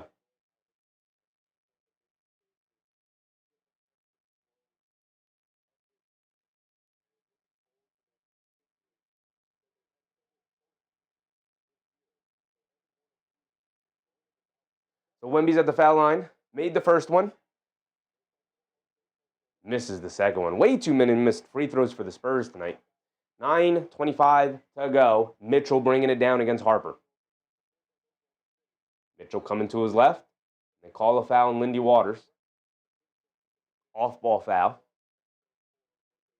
Crandon said, poor Bucks getting steamrolled by almost 40 without Edwards and Gobert. Ooh, that's nasty. I didn't realize Edwards. I did know that. I did see that earlier, but I didn't take that into account when going over the the box scores around the league. Forgot about that. Mitchell down the lane throws up a floater. Gets a block by Wemby, but they call it a goaltend on Wemby. I don't think that's a goaltend. See the replay? Maybe I'm wrong. That's a goaltend. Pretty good call. On the way down. Castle has it up top, attacking to his right. Cross-court pass. Up top to Lindy Waters. Pump fakes. They run him off the line, down the lane. Tries to put up a floater, gets blocked. Wemby picks up the loose ball and dunks it down with 2 hands. Taking out his frustrations on the rim. Still down by 20. 102 to 82. 8:45 to go. J-Dub bringing it down against Castle. Harper switched on to him. J-Dub crosses over to his right. They kick it up top. They swing it over to Mitchell. Now over to Holmgren. Holmgren fakes the handoff. And an offensive foul on Holmgren.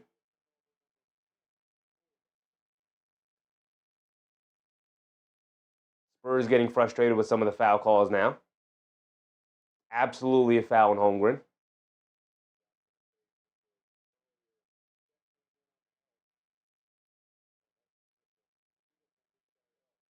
They get it over to Dylan Harper. Right corner 3. They could use it. And they got it. 17-point game. You guys know my 4 layers of a comeback. You get it to single digits. You get it to a single possession. You take the lead. And then obviously you ultimately win the game. Mitchell driving it down against Champagny. Pump fakes, tries to step through. He does. Scoop layup, can't get it to go. And they call an offensive foul on A.J. Mitchell. And the Spurs and the Thunder continue to be flabbergasted with some of these foul calls right now.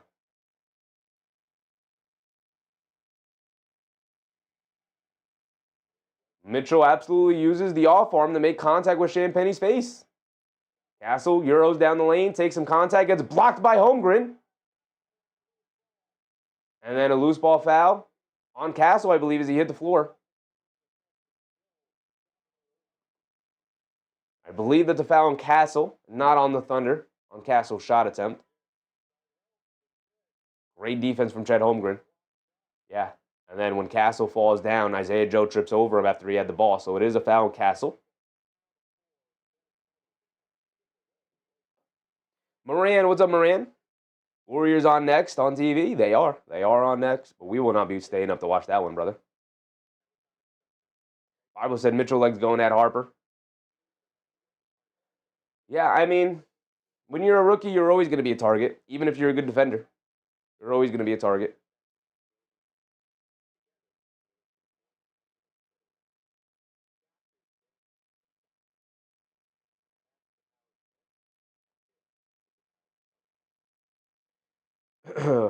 Brandon said Wolves are a damn good team. Giannis isn't enough.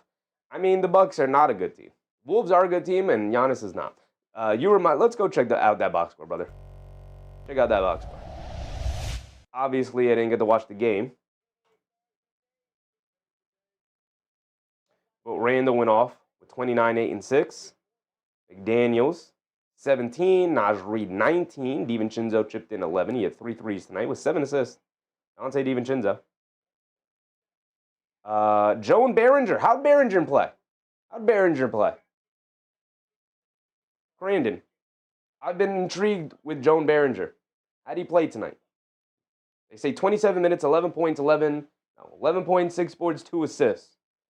A steal, no blocks. How'd he play tonight, though? He had 5 offensive rebounds. That's nice to see. 4 personal fouls, to be expected with a young big man. 5 offensive rebounds and 1 defensive rebound. How'd he play? Behringer, player amazing. Dude's like a plus 35 right now. I've been intrigued with Joan Behringer, and I've been equally intrigued as to why has he gotten a chance this year to play behind Gobert? Because I feel like they definitely need a backup big. Highland tonight gave him 23 off the bench. My goodness, 5 for 7 from 3, 5 assists. Terrible defense from Milwaukee. That is their biggest issue. They have no perimeter defense. Ryan Rollins came flying back down to earth. 11.7 boards, 3 assists. Giannis with no help out there. 25, 8, and 5 with 7 turnovers. Not a lot of help out there. Portis with 14. Porter Jr. with 13. AJ Green with 9. Brandon said we haven't played him and let him develop. But why can't he back up Gobert? Is my question. Is he just not consistent enough as a rookie? Because I get that. And it definitely looks like the Heat are going to pull this one off. They're up by, even if that shot does go down, they're still up by 4 with 6 seconds to go. So we'll pull that game out. Let's get rid of that. Here we go.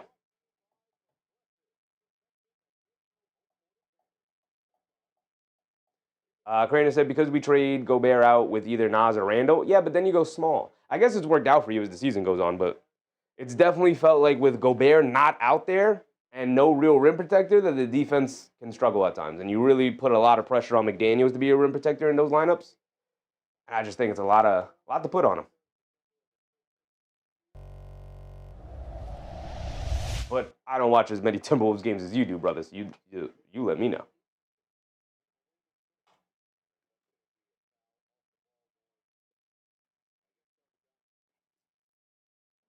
Keldon Johnson picks up a away from the play foul. So the Thunder will have to inbound it again here.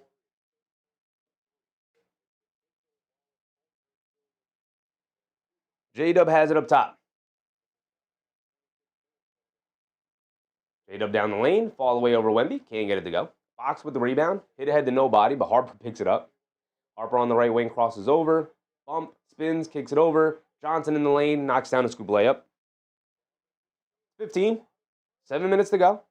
Got more than enough time to make the comeback happen, but against this Thunder team, it's going to be tough. SGA still not on the court. Interesting. Mitchell driving it down, leaves it off for Holmgren. Holmgren over to J-Dub, coming to his right, back out to Mitchell. Pump fakes, ran off the line. In the paint, to kick it out to Holmgren. Holmgren fires up a left wing 3. Well contested, can't get it to go. Keldon Johnson skies for a rebound. Now here comes Harper. It's a 15-point game. Harper coming to his right, over to Wemby. Wemby out. Keldon Johnson wide open, left corner 3. Got it to go, and it's 12. Not out of the weeds for the Thunder. Here comes Mitchell. Mitchell has it up top, being guarded by Harper. Coming to his left. Pulls it out. Hands it off to J-Dub. J-Dub dancing with it against Fox.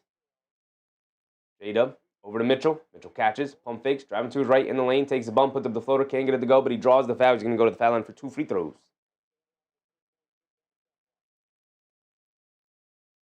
The Fleas. What's up, Fleas?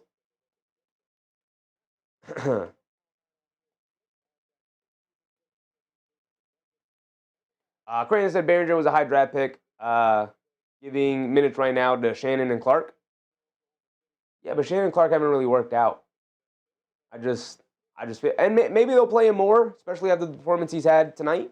Maybe they'll play him more after this. Still a lot of season left. From what we've seen from Behringer in Summer League, and then the little we saw of him in preseason, so what he's showing tonight, I just feel like he could play. But again, I've only seen a handful of Timberwolves games this year, so.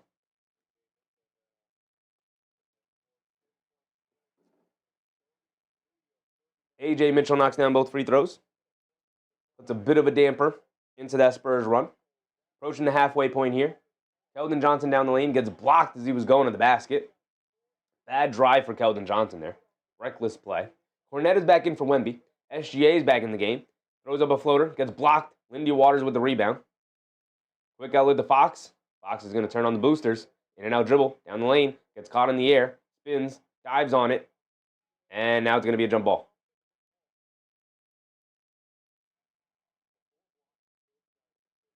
And Fox gets up and has something to say to the official. Another block from SGA, by the way. On Keldon Johnson on the previous play.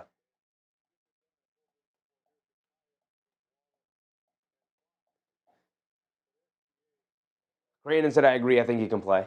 I just think you guys needed a substitute for Gobert. It doesn't have to be like a long thing, but 7, 8 minutes a game, 8 to 12 minutes a game, depending on how he plays. Just another rim protector. I love Naj Reid, I love Randall, but the two of them together, you don't have much rim protection. They lob it up. Cornette had it, lost it, ball's still loose, and Aaron Wiggins picks it up, and he's bringing it down the other way. Cross-court pass to SGA. Over to Jay Will as a trailer. Doesn't want to take the three, hands it off to SGA. 5:40 to go. SGA dancing with it against Johnson. Coming to his left. Down the lane at the foul line to kick it out. Jay Will pump fakes from three. Down the lane. Gets blocked by Champagnie, but a foul. He's going to go to the foul line for 2. And with 5:30 to go, down 14, and Jay Will to the line for 2 free throws. This comeback is not looking possible.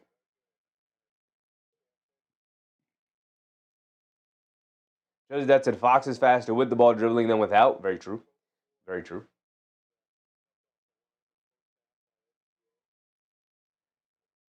Jay Will misses a free throw.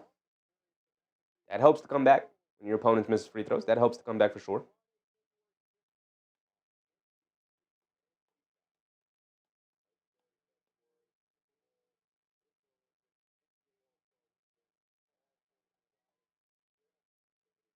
Jay Will does knock down the second one at least. 15-point lead. Back up to 15. Castle will bring it down. Castle on the right wing. Kicks it out to Champagnie. Takes the baseline to the basket. Takes a bump. Can't get the layup to go, but a foul on Jay Will. Will send Champagnie to the foul line.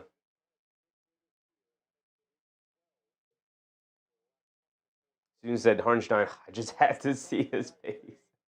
Hate that guy. Absolutely hate that guy.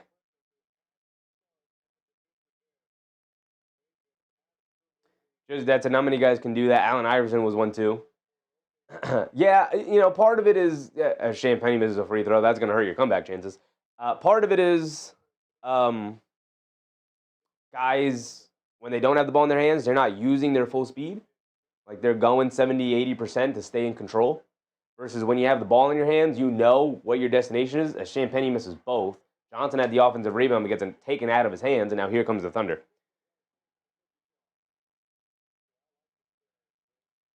A.J. Mitchell on the right wing. Spinning coming to his left. Stops, pulls it out. They get over to SGA. SGA coming to his left off the Jay Will screen. Steps back, mid-range fall-away jumper. Can't get that one to go. Castle skies for the rebound, bringing it down the other way. Castle stops, takes it over to Champagnie. Jab step, down the lane, leaves it off for Cornette. Two-handed slam for Cornette. 4:50 to go. Thunder will bring it down.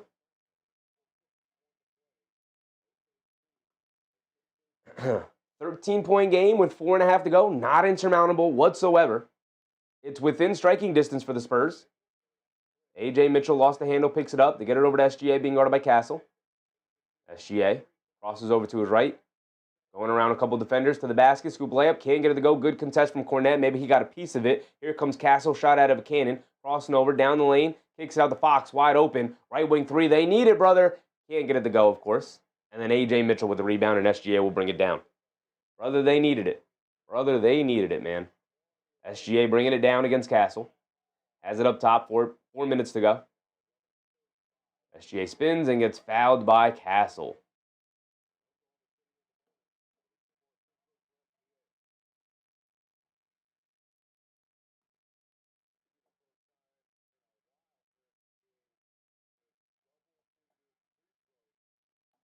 So both teams in the bonus, and SGA is going to be at the foul line, and we're going to get a full timeout from the Spurs here. Talk a couple of things over. 13-point deficit with SGA at the foul line for 2. 4 minutes to go. Time not on your side for the Spurs. Suns Gen said misery. Misery. After all that effort to make the comeback, right, Suns Gen? You can't even pull off the full comeback.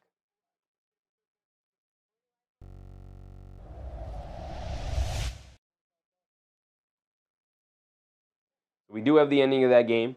The Heat did survive it. They did survive it. Heat wasted a 20-point lead before rallying to top the Suns.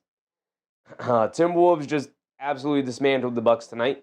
Randall with 29-8-6, a calm 29-8-6 for Randall. We have the Blazers against the Warriors late night game. We know this. We also know Hawks taking on the Lakers. That's starting in about 20 minutes. Looks like the Thunder will pull off the victory against the Spurs tonight.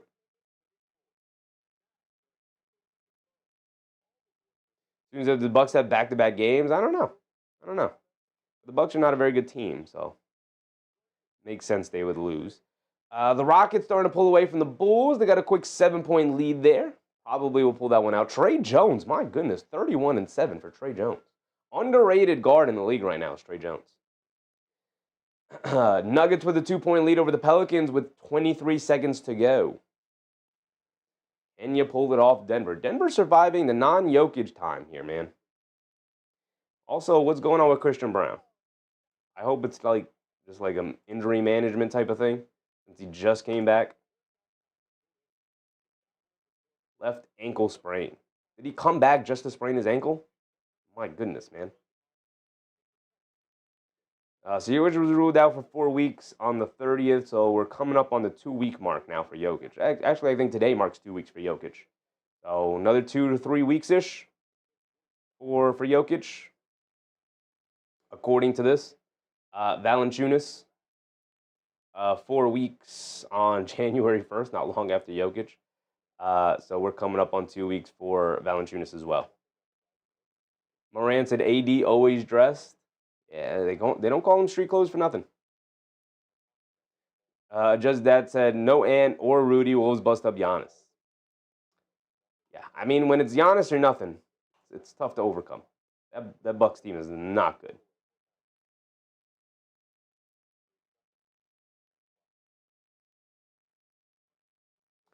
We do have, here's the situation with tomorrow's game. Obviously, we're doing Knicks Kings. That's a 10 o'clock start time. Right, that is a 10 o'clock start time.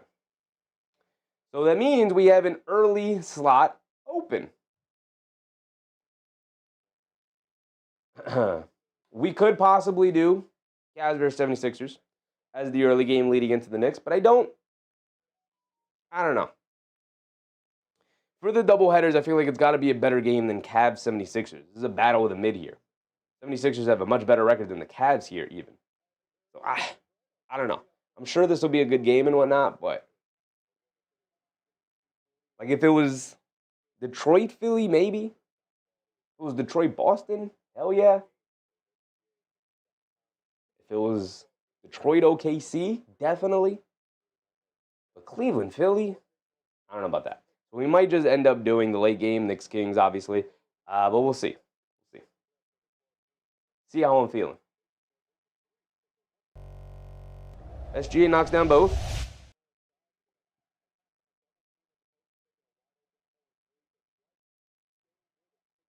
Under 4 to go. 15-point deficit. Not looking good. Castle dancing with it. Coming to his right behind the back in the paint. Puts up the floater. Can't get the floater to go. J. Will rips down a rebound. J. Will has been integral to this Thunder run tonight. He has been phenomenal. I might have to make a J. Will player graphic. Probably not, but maybe. SGA up all the way. Midi can't get it to go. Castle off the outlet gets it knocked away by Hassan Wallace, and the Thunder will hold on to it and try to waste as much clock as possible, and the Thunder call a timeout.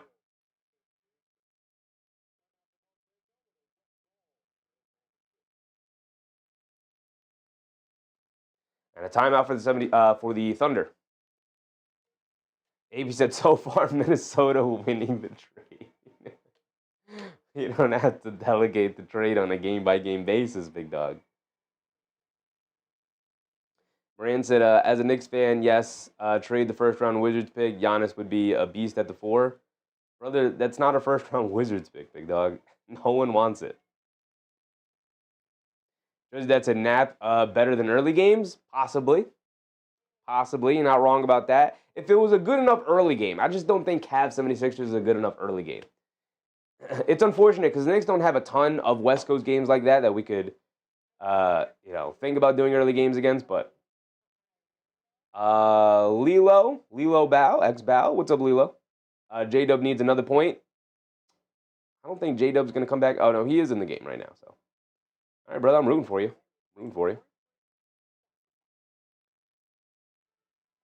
The Knicks do play Thursday as well, another late night game. Thunder Rockets is okay, we might do Thunder Rockets then. We're going to do, all right, we're not going to do a late night game tomorrow. We will do the late night, the doubleheader. We're going to do a doubleheader on, was this Thursday? Absolutely on Thursday, yep. We're going to do Thunder Rockets, 7:30, Knicks Warriors, 10 o'clock. Beautiful, it's decided. 1 game tomorrow, 2 games on Thursday. Can't wait. Here we go. We're back into it. We got 3 minutes to go. Looks like OKC is going to pull this one out. Caruso navigates his way in the lane to kick it over to Jay Will. Back to Caruso. Attacking to his left down the lane. Puts up the floater, falling away over Cornette, and got it to go.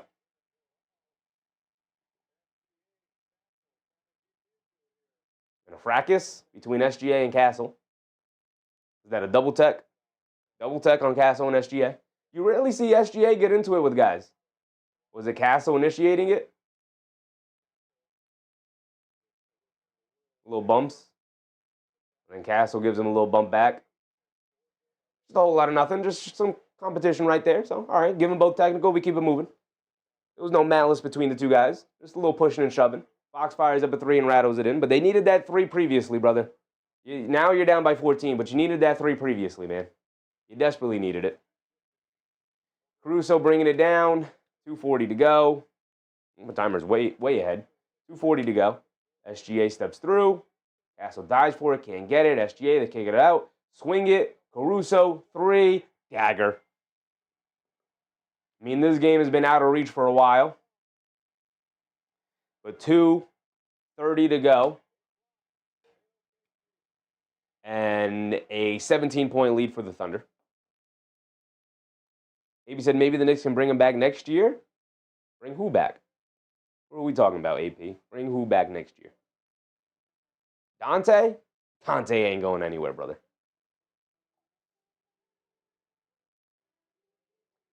That's a Thursday better than Wednesday. This is what I'm talking about.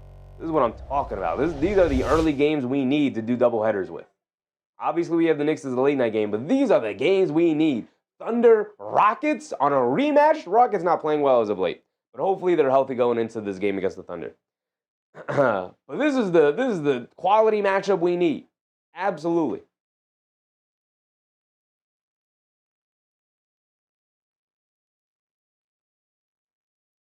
Got Knicks Warriors later that night. Hopefully the Knicks are riding their a 2-game winning streak going into there. They beat the Blazers. Beat the Kings. Beat the Kings tomorrow night. Beat the Kings tomorrow night. And then we got the Warriors. Middling Warriors.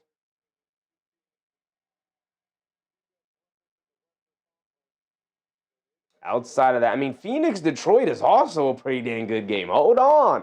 This is going to be a fun night of basketball, y'all. Hold on. Celtics Heat is not bad either. This is a good slate of basketball on Thursday night. Okay.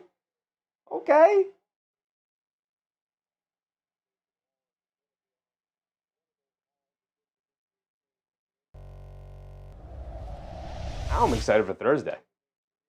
Let's get tomorrow out of the way. Let's get right to Thursday, y'all. All right, here we go. We're back into it. 17-point lead for the Thunder. We're just winding down the clock here now. A little over 2 minutes to go. Caruso to the rim, gets the layup to go over Wemby. Here comes Castle. Castle gets it over to Champagny. Champagny on the flare, knocks down the three.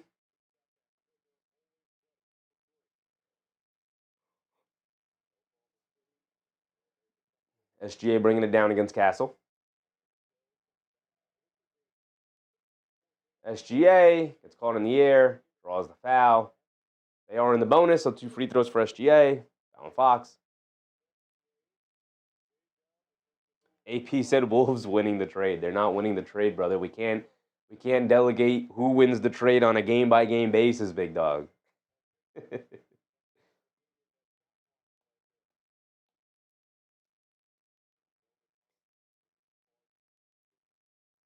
SGA knocks down his free throw. This one's all but over, but the final score. But we might as well hang around for the final 2 minutes of the game here.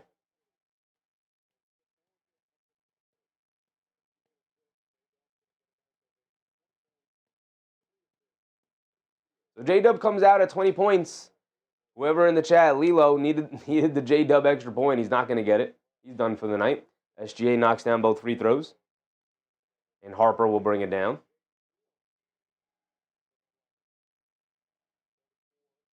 Harper bringing it down. He has it up top. Leaves it off for Champagny. They call a moving screen on Harper. Ball back to the Thunder, but that one will wrap it up.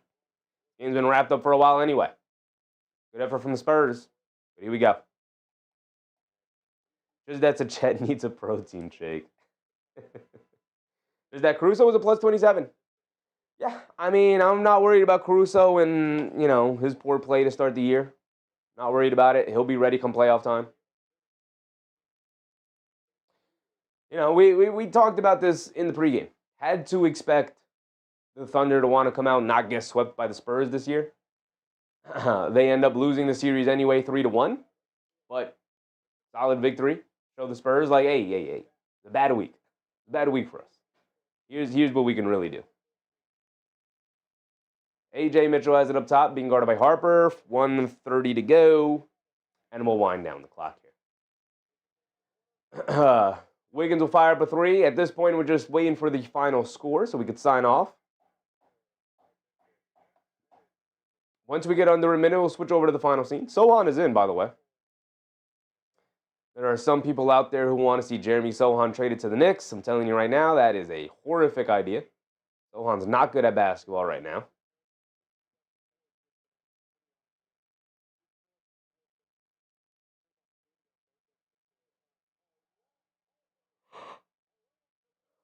Joe will shoot up the three, got it to go. Dylan Harper hit the floor on a crossover from Mitchell. But we can't talk about highlights at the end of games like this.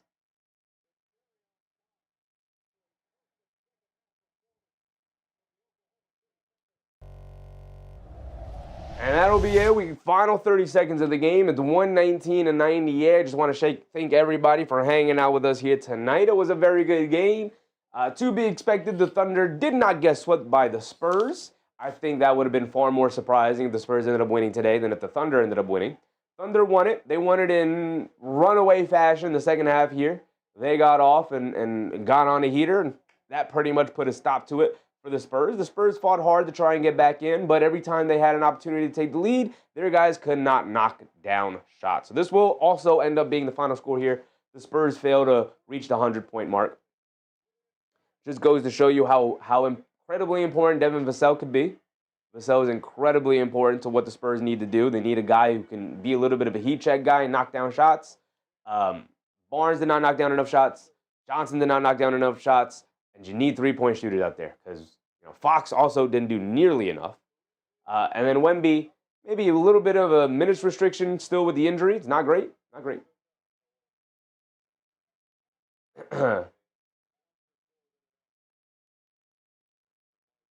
Soon said the fans stayed around for the game, left early in the other 3 games versus the Spurs. True. Dogcatcher said Thunder seemed to be refocused on winning basketball games. I mean, every team goes through a bit of a slump. Every team does. It happens. right? Yeah, this is the 4th game in a row now for the Thunder, but they do have a tough game coming up on Thursday. We will be tuned in for the Thunder Rockets game on Thursday. That's going to be a fun one. Can't wait for it. But again, always thank you to all of the channel members here financially supporting the channel. It's just a simple, small support tier. If you guys are ever interested, I very much appreciate it. Thank you guys for hanging out with me on a nice long night of basketball. No Knicks, 2 nights in a row. It's been a while since we've had that. It's been over a month since the Knicks have had 2 days off. But we watched 2 games. Yesterday, we watched the Raptors take on the 76ers, and that ended up being a terrible game. It was a blowout almost from the start. And then here tonight, we watched the Thunder pull away in the 3rd quarter against the Spurs, and what was mostly a very, very fun game to watch. But we will be back tomorrow to our regularly scheduled program. New York Knicks will be taking on the Sacramento Kings. Can't wait for it. Can't wait for it. So, again, thank you guys for hanging out with me. Dogcatcher said Rockets, San Shangoon got beat twice in Portland last week. They did. They did. And who beat Portland, Dogcatcher? That's right. The New York Knicks. But thank you guys for hanging out with me. Remember, brush your teeth before bed. Stay hydrated. And I'll catch you guys on the next one. Good night, everybody. Bye.